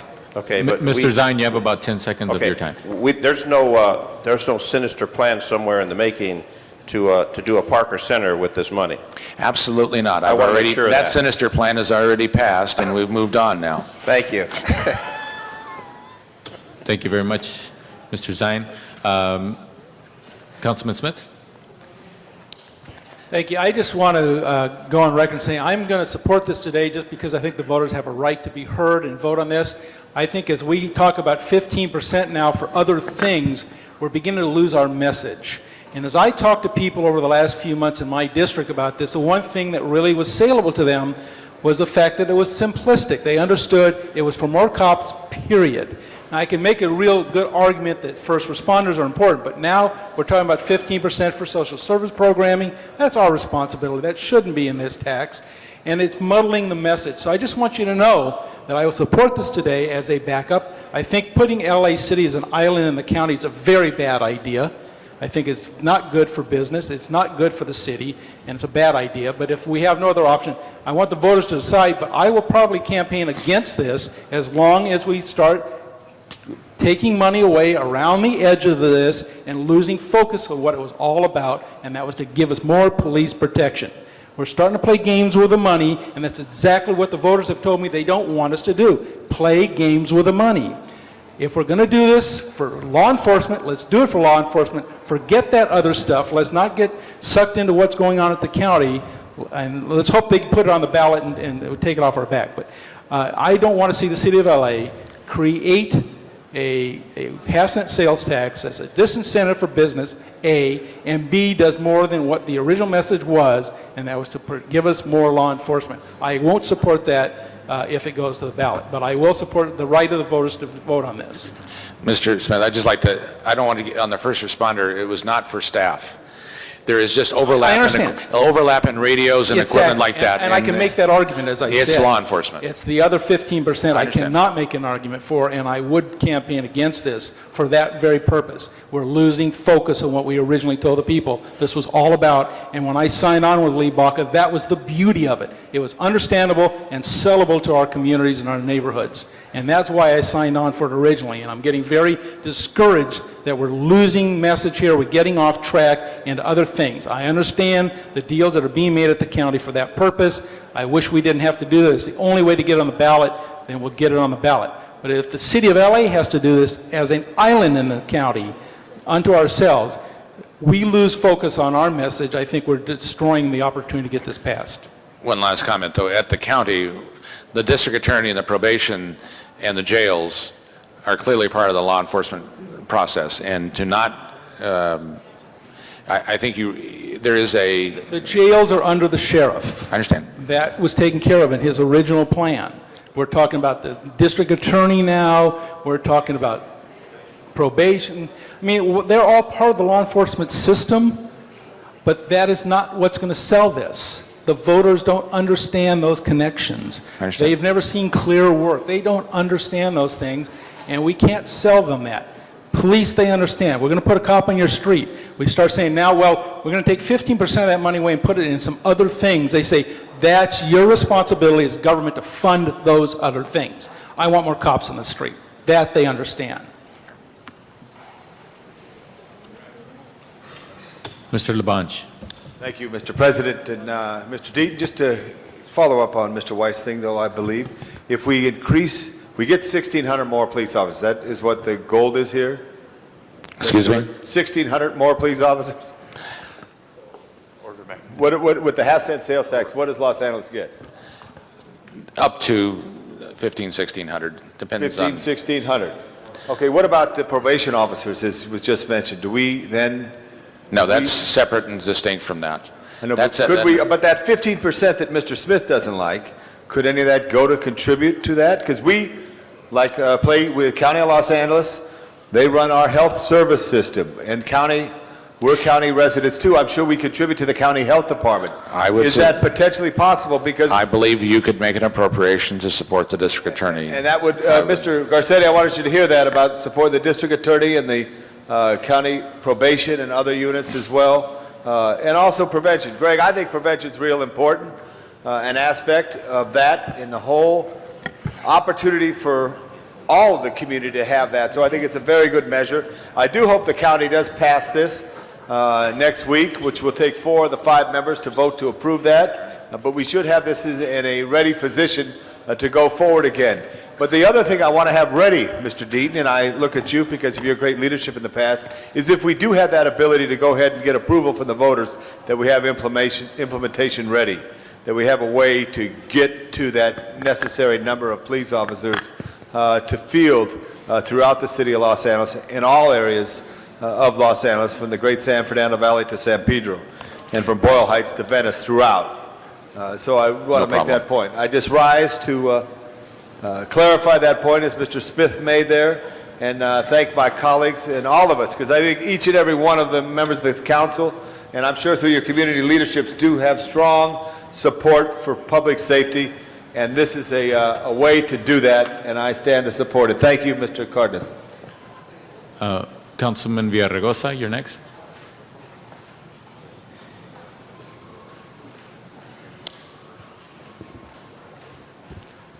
Well, let me stand for the proposition that I hope that this is a moot issue, because my expectation and hope is that the county supervisors are going to do right by the people of this county and put this on the ballot, allow the people to decide this very important issue. I stand today supportive of us as the city reviewing this matter. But members, I have a lot of concerns. I'm going to tell you that I understand the good intentions here, and certainly agree with the idea that we need more police officers. But when I hear the discussion, the most I have some concerns because I know, one, if this is a tax, whether sales or parcel, that's just specific to the city of Los Angeles, the potential harm to the LA economy, the city's economy, in my mind, is something that we're going to have to measure and really understand before we put on the ballot. As an example, we have car dealerships that with an added increase to the sales tax, people may go to Glendale, they may go to Pasadena, they may go to Long Beach, they may go to some of these cities. The impact of that, to me, is something that we're going to have to really understand before we make a decision here. Secondly, the more, and we see this at the county, the more that we add on, the muddier the message gets. The most compelling message here is that this proposal, this initiative, this sales tax increase adds X number of police officers to the city of Los Angeles, to the county, to the independent cities. Everything that we do, and many of these things are good things, but everything we do to add here muddies the message and lowers the potential for success here. So I do support this because I agree with my colleagues, many of whom were also co-chairs of the sales tax initiative at the county, the Baca initiative. But I do think we need to proceed with caution here, and we need to really understand what the impact is on our economy and the likelihood that we're not doing more harm than good. And I especially want to look at this issue of so broadening this initiative that we end up hurting our message. And the message is we need more cops. And I support that, certainly support that we look at this, but I do have a lot of concerns as we speak. Thank you very much, Mr. Padilla.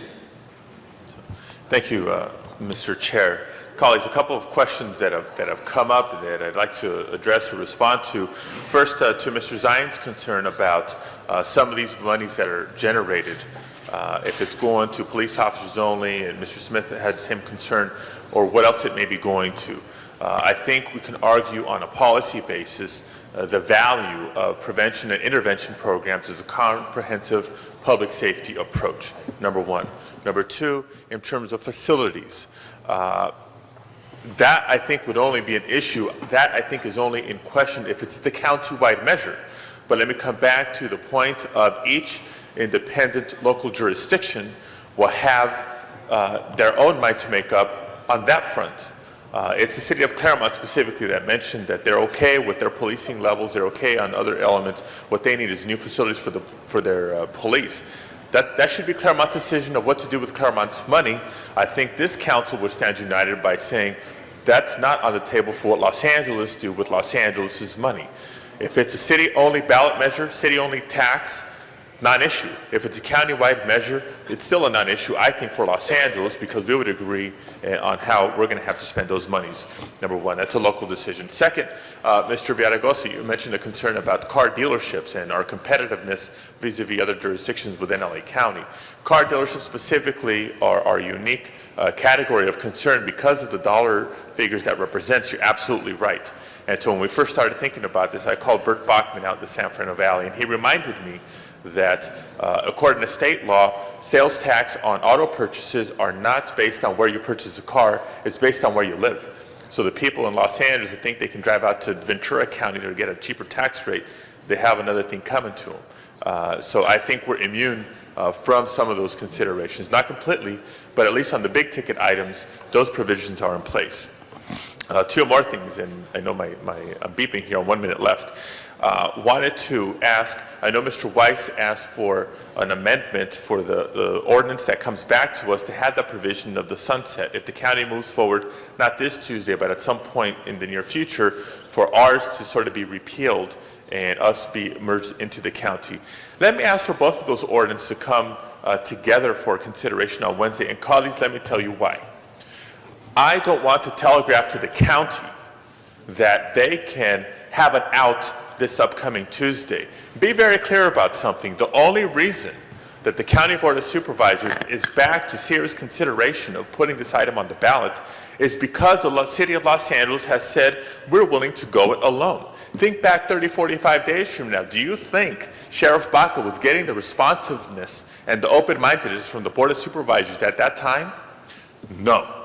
The only reason the Board of Supervisors is seriously considering putting this on the November ballot is because the City of Los Angeles was willing to go it alone. And if we're successful on our own, then that blocks the county from doing so in the foreseeable future. So they know that if LA is successful in doing it alone, City of Los Angeles voters have no reason to vote for yet another tax in the next several years. So this is strictly political strategy, folks. I want to keep that hammer over the supervisor's head as they walk into a vote this Tuesday. That's about as blunt as I can be. That's how I see it. That's my take on it from the conversations I've had at the Hall of Administration. So at minimum, I want both of those measures to come for our consideration on Wednesday. If we're only going to have one, I'd say the one without the sunset provision, if we can have the discussion and amend it on Wednesday after we know what the County Board of Supervisors have done. And finally, colleagues, another concern that's been brought to my attention, here we are arguing for another local sales tax, an incremental increase in our local sales tax, specifically for public safety. In the meantime, we're all very involved in Sacramento on negotiations of protecting our money. What's the risk here if we approve a local public safety sales tax increase? Is that vulnerable to being shifted away, to being stolen by Sacramento? And the answer to that is no.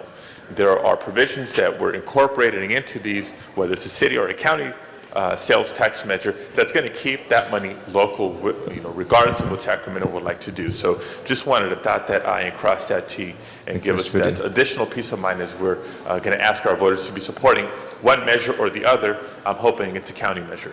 Thank you very much. Thank you, Mr. Padilla. Mr. Cardenas, our next speaker.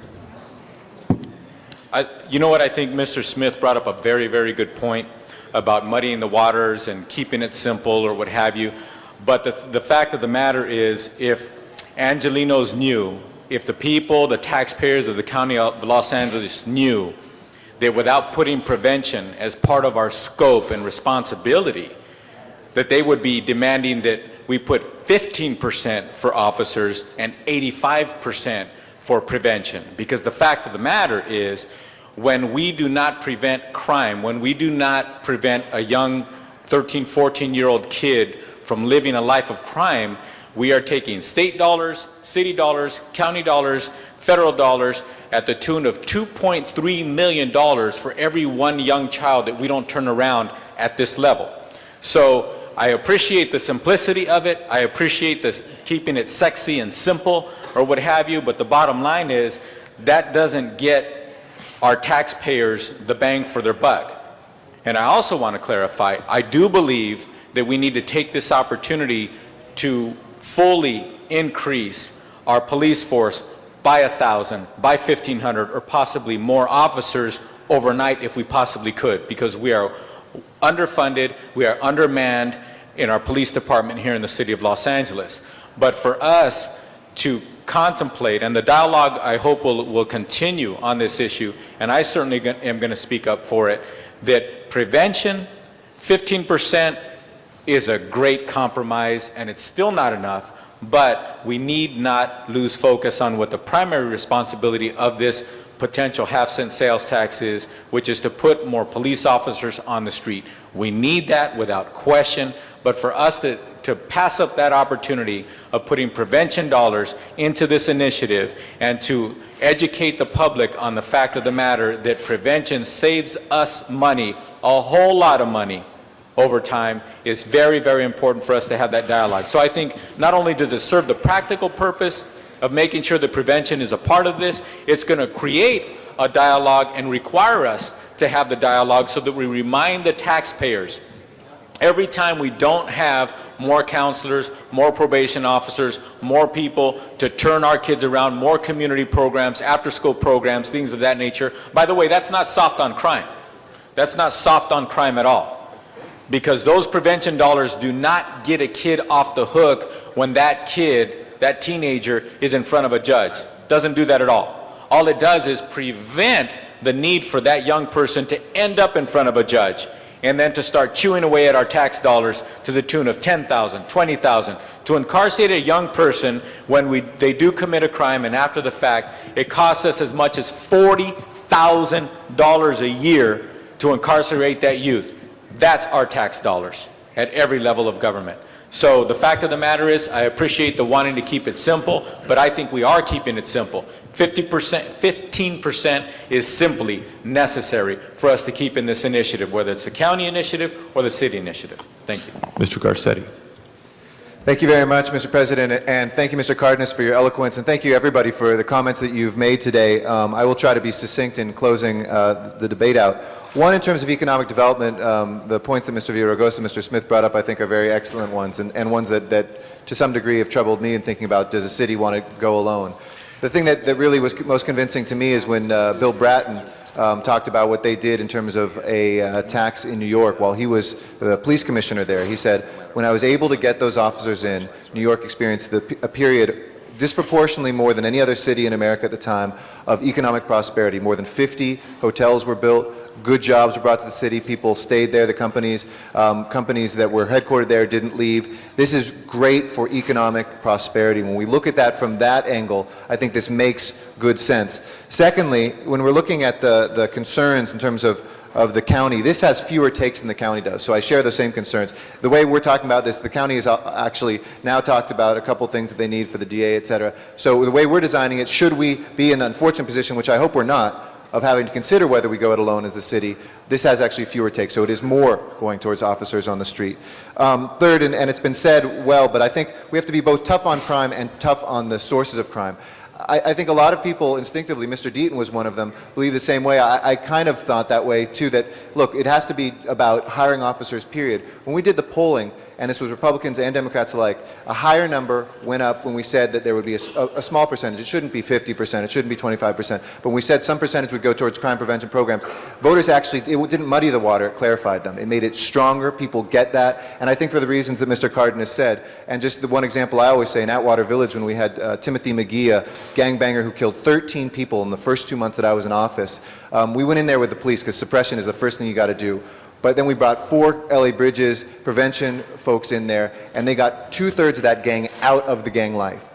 And it has transformed that neighborhood, which for decades was beset by violence. It was not only a good investment, it was the best investment we could have made. And when we're looking at these are real issues here, I think that we need to consider, and I'm not saying that I'm necessarily going to vote when we have this coming for us if the county makes the horrible decision of not putting it on. But I want to make sure that we have that option. And so I don't think we've done it, but I would thereby instruct the city attorney to actually draft based on the things that we've said. I agree with Mr. Weiss. Mr. Weiss was saying, the sunset provision I think is critical, and I think it doesn't telegraph to the county necessarily that we're going to do this for sure either way. I'm not committed to that today. So I would like to have that sunset in there. I think it's the right thing for the voters, and we don't want to kick LA City up to being above the threshold and prevent the county from doing this if we move forward. So I would instruct the city attorney to draft the language based on the conversation we have. If you need any clarifications, I'm sure we can make those here right now, but if it seems clear, and if I could have a second on that, we'll move forward with this today. Thank you, colleagues, very much. Mr. Deaton. If I could, if the county on Tuesday, because there'll be quite a bit of work to get ready by Friday, I'm assuming that if the county actually acts on Tuesday as I expect, then we will stop work. Please do. Mr. Villaraigosa. Yes, members, first of all, I want to make absolutely clear, and I thank Councilmember Cardenas for raising the issue of prevention. The issue of prevention is not my issue. I didn't raise that. All I have to go on is a special item here that didn't have any background to it. And so because it didn't have any background, I want to make sure that as we discuss this, we're not going the way that I've seen the half-cent sales tax at the county go, because it's not just prevention, which I think everyone around this table understands is key. But you saw what happened last week. Probation, who I love, you know, district attorney, the city attorney, all of the agencies that are involved want to participate, and there are going to be workload issues and all the rest of it. That's my concern. That's my concern much more than 15% for prevention. I'm 1,000% there, and I know that I'm very proud to have served with Councilmember Cardenas, who led that effort at the state level. That's not my concern. My concern is broadening this out so much that we have, frankly, muddied the waters. Finally, and so because we didn't have any background materials to this, all we have is what, you know, the motion here. I wanted to stand up to register a couple of the concerns. In addition to that, I still think, and I appreciate the clarification on the auto dealerships. That's a good, that alleviates some concern. I still would like to see the economic impact to the LA city economy on this with other things. I mean, TVs, all other big items that are not automobiles. So I support moving ahead with this and certainly agree with the sentiment that we all share about the need for more cops in the city of LA and more crime prevention. My concern here is that we can't let the county off the hook. The right thing for us to do is to put this before the voters of the region, and that's my hope is what's going to get done next week. Thank you. Mr. Labange. Thank you very much. I just wanted to just follow up. I have great respect for the Board of Supervisors and what they're trying to do, and I would hope they put it on the ballot. And I just hope that they don't see it as anything that we're trying to do, but complimentary for that. Do you have any comments on that, Mr. Deaton? No, they know that we are very serious in wanting it on, and I think they were in both their meetings that they've had have numerous mayors and city council members and chiefs of police from all over the county wanting them to do this. And as I said, I fully expect them to do this. Just a hypothetical, real quick. We're doing what we're doing, but at the same time, in their dates, is this a state date, a state law, that next Friday for us? Is it just our imposed thing? Because let's just say what, as other members said, what if the county doesn't do it, but we go ahead and do it? And let's say Glendale, Burbank, and Pasadena want to do it because they, an independent election, but that's something that they could do themselves that we could encourage. Mr. Carey, you're going to answer that question. Thank you, Mr. Carey, the city clerk.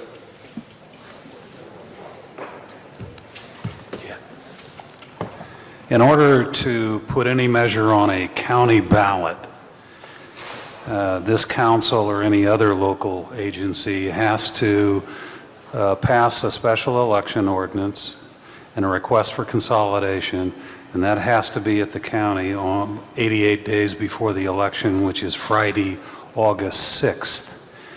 The Board of Supervisors has until Friday, August 6th to put a measure on that same ballot as well. So it's my understanding one of the problems we're having here is you are in recess for the entire week when our election code requires you to take the final action, which is to pass the ordinances, all the election material.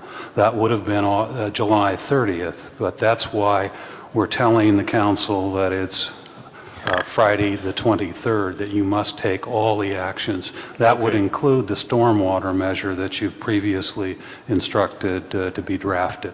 Okay, I just wanted to get that. And what could happen if the county board does not take it up and pass it next Tuesday, the council could move forward with an instruction passing the item, assuming you decide to pass it, with the instruction that if the county board moves forward with this on August 3rd, which is, I think, that Tuesday, that it would be contingent upon that, and we would not take it to the county and request consolidation. Is that in our action today? No. You can do that on Friday. You have to do that on Friday. We Don't should, do it today? no, we can wait until Friday to figure out where we are. I believe by Friday, as I said, I believe the Board of Supervisors will in fact put it on the, But they, in fact, could go even later. they could, but I have, yeah. They're not in session the following week either. They've also indicated that they're going to take the vote on Tuesday. Thank you very much, Mr. Carey, Mr. Deaton. Thank you, Mr. Senator. Seeing no other questions, we'll move on this item. Madam President, what's before you is a request to the city attorney to report back with the necessary ordinance and resolution for a half-cent sales tax increase for the November 2004 ballot, and to instruct the CLA-CIO to report back with the financial instructions. And there was an amendment by Mr. Weiss, seconded by Mr. Garcetti, to have the city attorney include a sunset provision. Mr. Padilla. Yeah, just colleagues, I really do respect Mr. Garcetti, Mr. Weiss's request for that sunset provision. Is there any objection to having both of them be presented to us next week so we have the option? Explain what you mean by that. We're asking the city attorney to draft ordinances. You've asked for them to include the sunset provision. I'm asking for one without the sunset provision, just to give us options. I appreciate, I understand the logic that you laid out. You don't agree with it, but understand. But the reality is that if the board doesn't vote to put the matter on Tuesday, we're going to do what we said we're going to do and vote on Wednesday to put the matter on the ballot. I assume maybe Mr. Smith won't, but most of us will. And I don't think we can really play games with something like that. I don't want people to think they're going to get double taxed. Well, they won't get double taxed unless they vote to get double taxed. So that's under Prop 218, not an issue. Or Pete, if you only bring in one version, is it amendable on Wednesday? Absolutely. Okay, then that's fine. Friday. Mr. President, Wednesday is our off-site council meeting. We're going to bring it in Friday. Great. So, Councilman Weiss, you had pushed your button. Any other further comments? All right. So, Mr. City Clerk, call the roll. Tabulate the votes. 12 ayes. Sorry, Ms. City Clerk, apologize. That item is approved. Next item. That concludes the items on the special agenda. Do you wish to adjourn that meeting and go back to the regular meeting? Let's adjourn the special meeting now, return to the regular meeting. Any matters left on the desk? Council has motions for posting and referral. Motion shall be posted and referred. There are excuses on the desk. Councilmember Perry requests to be excused for July 20th, 21st, and 23rd, and to leave at 11:30 on August 10th for city business. That meets council policy. Okay, Ms. Perry is excused. Councilmember Hahn requests to be excused on Tuesday, August 10th for city business. That meets policy. Ms. Hahn is excused. Councilmember Padilla requests to be excused to arrive at 10:30 on August 11th for city business. That meets policy. Excuse is granted. And Councilmember Ludlow requests to be excused Tuesday and Wednesday, July 20th and 21st for personal business. That meets council policy. Mr. Ludlow is excused. That clears the desk, Mr. President. Okay, colleagues, it's the end of our agenda today. Do we have any announcements? Mr. Labange, followed by Mr. Ludlow. Thank you very much. Just tonight, for the community at Campo de Cahuenga, right there on Lankershim at 3912 Lankershim, right across from Universal, they have the popular Hot Sounds or popular salsa band tonight for a summer concert series at the Campo. Would welcome everyone to come, and also would want to invite everybody on Sunday to the 5th anniversary of the Walt Disney Barn, which is restored in the live steamers area east of Traveltown and Griffith Park. That will be from 11 to 3. There's two great community events among hundreds throughout this great city of Los Angeles that Angelinos could enjoy. But I wanted to highlight those two, one at the Campo de Cahuenga, one at Traveltown's live steamer. And finally, Wilshire area is having their open house, LAPD, on Sunday from 12 to 3 on Venice Boulevard in Mr. Ludlow's district. And I wanted to invite people on behalf of Mr. Ludlow and myself and Mr. Weiss, who all share Wilshire area. 3 good events for the public to enjoy. Thank you. Mr. Ludlow. Want to let everybody know that Wilshire Division, appreciate it, Tom. I want to thank Councilmember Perry for introducing the students today, and for all of you who allowed them to come to council chambers and perform. Just to make a pitch, they're going to be performing tonight, tomorrow night, and Sunday night at Hamilton High School, 8 p.m. Donation is pretty low, $20, $15, and again, just beautiful music, very talented young people heading off to college, and really appreciate them being here today. So other than that, hoping to see many people come out to support the officers at Wilshire, and I know Councilmember LaBonge will be there, and many others. Ms. Gruhl. Thank you, Mr. Padilla. Mr. LaBonge reminded me of a couple events that are happening this weekend. One is Sunday night at 5 o'clock. We have concerts in the park in Studio City at Laurel Canyon and Moore Park. I think this weekend will be the Pops Orchestra that will be performing. Also, tomorrow there's a thank you lunch for colleagues for our street services in the West Valley. They're going to have a picnic out there, but I think, Alex, also there's a Heroes, you'll do that one, okay. Thank you. Okay. Other announcements? Mr. Villaraigosa. I just want to remind our colleagues that, and I'll remind you again next week, but next Wednesday we have an off-site council meeting in the 14th Councilmanic District in El Sereno, and certainly looking forward to having all of you there, and have a great time. Mr. Ludlow. And if I understand correctly, Mr. Villaraigosa, are we also doing a graffiti abatement? Do you have a graffiti day coming up in honor of? Yes, it's not. It's that day is being scheduled through your offices. I think it's a day in August at 5 o'clock in the morning. It was not scheduled for that day due to some conflicts and the like, but okay. Will be scheduled in August sometime. 5 o'clock in the morning. My understanding is just about every office is confirmed. So yeah, we're real glad that you stepped up and pulled that together, and I know a lot of your colleagues are going to be there. We want to thank the council president because I think he was the first person who suggested that day that we do something together, and that's what we're going to do. Thank you. Thank you. The final announcements, Mr. Cardenas. Announcement, then an adjournment. First announcement. Announcements only, please. Announcement. Okay, we will have a blood marrow drive again at St. Elizabeth's at 6635 Tobias Avenue this Sunday from 7 a.m. to 3 p.m. in the San Fernando Valley. 6635 Tobias Avenue in Van Nuys bone marrow blood drive. Thank you. Okay, thank you. And if there's no further announcements, just wanted to conclude, as Councilmember Gruhl mentioned, we have an annual event at Hanson Dam tomorrow morning called the American Heroes Air Show, where the public is invited, and this is a very, very kid-friendly event, to come, touch, feel, visit both law enforcement and military aircraft, helicopters, all kinds of great demonstrations and machines out there, along with personnel from the various different jurisdictions and agencies. So if you're interested in learning more about airplanes, aircraft, law enforcement, drills and tactics, military activities, etc. It's a wonderful family event at Hanson Dam. And Mr. LaBonge, I know you're going to be out there. Bring my son Charles, and I want to thank all the organization that you and your office do to help that and assist it. It's a wonderful event. We also salute our air support for fire services. Los Angeles City, not only in Griffith Park, but throughout the county, have worked with county and trying to battle the blazes throughout. So that's going to be a great day tomorrow in your district, Alex. And the police air support that's out there every night, keeping us safe. So we invite you all out to Hanson Dam tomorrow morning. Program starts at 11, but the event begins earlier than that. And if that's the last announcement, if I can ask everybody to please rise for adjourning motions.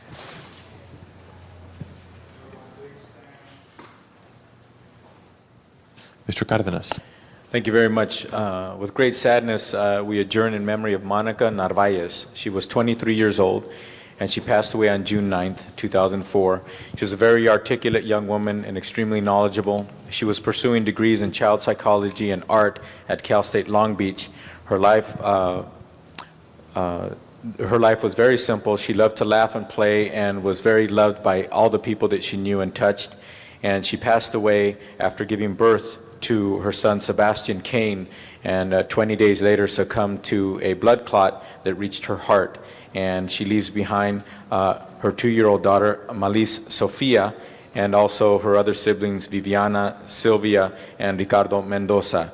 She was very grateful to be alive as her and her husband were going to fly back on the United Airlines flight that hit Tower Number 1. They had actually contemplated flying back on the airlines that hit Tower Number 2, but because it was $600 cheaper, they used American Transatlantic instead and made it home safely. Like I said, she was very glad to be alive and understood that being here was very precious, and she once again leaves behind her 20-year-old son, Sebastian Kane, and her daughter, Malise Sofia, 2 years old. Mr. Garcetti. Thank you, Mr. President. Colleagues, ask we adjourn in memory of Francisco Ortiz Franco, who passed away actually in June 22nd. You may have known of his story. He's the uncle of Abigail Ramirez, who we work with very closely at the Community Development Department. But he was the editor and founder of Zeta, a weekly newspaper in Tijuana, which since it began publishing in 1980 was recognized for its reporting on the influence of drug trafficking in Tijuana. He was gunned down in broad daylight by an unidentified assailant as he left a clinic with his children, and luckily his children, 8 and 10, were unharmed. He was a tough editor. He was dedicated to investigative journalism in Tijuana, and he looked at migrant smugglers, organized crime, the drug gangs. He was an attorney and a professor. He is survived by his wife, Gabriela, and his 3 children, Francisco Jr., Daniel, and Andrea. Mr. Ludlow. Ms. Han. Thank you, Mr. President. Colleagues, I actually have 3 names of people that I would like for us to adjourn our meeting in today in memory of. First one is Clara Ostwich. Clara, who was known as San Pedro's Flower Queen, passed away at the age of 97. Clara moved to San Pedro in 1926, where her career in floral design lasted 47 years. She was married to Tony Ostwich in 1944. Clara was a lifetime member of the Salvation Army Advisory Board. She was a pilot at the Maritime Museum. She was part of the San Pedro Garden Club, and she was also Citizen of the Year recipient. She's survived by her sons John and Anthony and 5 grandchildren. I would also like us to adjourn in the memory of Borty Petrich Sr., who passed away at the age of 89 this past week. Borty was a lifelong resident of San Pedro. He was a commercial fisherman and was a member and past president of the Fishermen's Co-op. He was a member of the Dalmatian American Club and the San Pedro Pirate Boosters Club. He's survived by his wife of 67 years, Millie, his 2 sons, Borty Jr. and Richard, his 5 grandchildren, his brother Joe, sister-in-law Mandy, and his 3 great-grandchildren. The funeral mass was offered today at Mary Star of the Sea. And the last one I would like for us to adjourn in memory of is Kyle Martin, who died very unexpectedly and suddenly this week at the age of 23. Kyle was the son of Dr. David and Mrs. Martin. Dr. Martin is a very well-known and popular dentist in San Pedro. Kyle was attending Lynn University in Florida, where apparently he was doing very well in school. He'd recently returned from a semester overseas in Ireland, and not only is he survived by his parents, but also his sister Megan and his older stepbrother JD. There will be a memorial service sometime next week. Mr. Labange. Thank you, Mr. President. I ask we adjourn in memory of Alan Anson Rothstein. Alan was a board member of the Midtown North Hollywood Neighborhood Council. He was specifically involved with the grievance committee, where he was always knew how to be fair and impartial in issues of neighborhood concerns. He was a probation officer with the Los Angeles County for over 37 years and was his vice president of the probation department's union. Alan volunteered as a family counselor for the Because I Love You organization. He was actively involved in the Los Angeles Science Fantasy Society, where he served as the club president. He helped organize many local and regional conventions for this organization. Alan often performed wedding ceremonies because he spoke so eloquently and for the deep emotion of his words. His last wedding he performed was for his own son, Gary. He's survived by, in addition to Gary, one of his sons, Jeff and Stephen, his 2 brothers, Larry and Zachary. We ask that we adjourn in memory of Alan Anson Rothstein of North Hollywood. Mr. Ludlow. Thank you. Colleagues, I just take a little personal privilege to ask you to adjourn in memory of someone who really was, as I called him, my stepdad. John White died of cancer Tuesday night in Cleveland, Ohio. And he really was the one that, in my life, whenever I argued with my dad, I'd go over to John and he'd tell me my dad was right. And somehow hearing from both of them, I am who I am to this day. John was born in September 27th, 1940. He's one of 11 kids, many of whom live here in California. Had 2 sons, Anthony and John, survived by 8 of those siblings, and his wife, Lorraine, many grandchildren.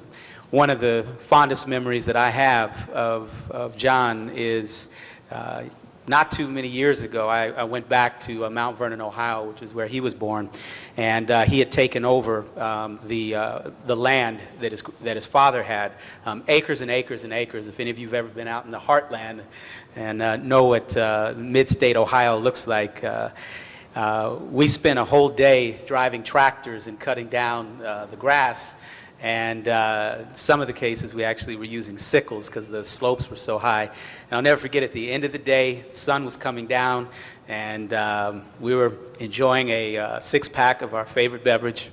And he told me to look back over the fields, and he said, that's your graffiti. And he said, when you go back to the big city, because he didn't like the big city, loved the country. He said, just remember that all those young guys that you're dealing with who are in the gangs and doing tagging, they really just want to see something at the end of the day that they created. And their tag is the same feeling that you have looking out over this whole field that you cut down today. And really, really stayed with me for many, many years, and perspective that I hold when I think about how we deal with some of the young people. But anyway, I'm going to miss him dearly. His funeral's Tuesday in Oberlin, Ohio.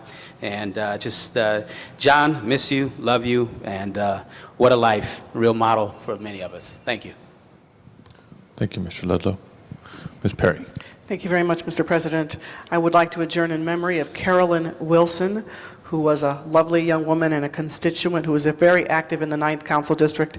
She was born September the 13th, 1956 in Chicago, Illinois. She left Chicago in 1986 to move to Los Angeles, California. She was always very serious about her family and about school and about improving her community. She is survived by her mother, Glendora Torragano, her stepfather, Vernon Torragano, and daughters, Tyria Murray and Shondell Wilson. Her funeral service will be held this Saturday, July 17th at 10 a.m. at Simpson Family Mortuary, located at 3443 West Manchester Boulevard in Inglewood. Thank you, Ms. Perry. Other final tributes? Mr. Clerk, please call the roll. Thank you all very much. This meeting is adjourned.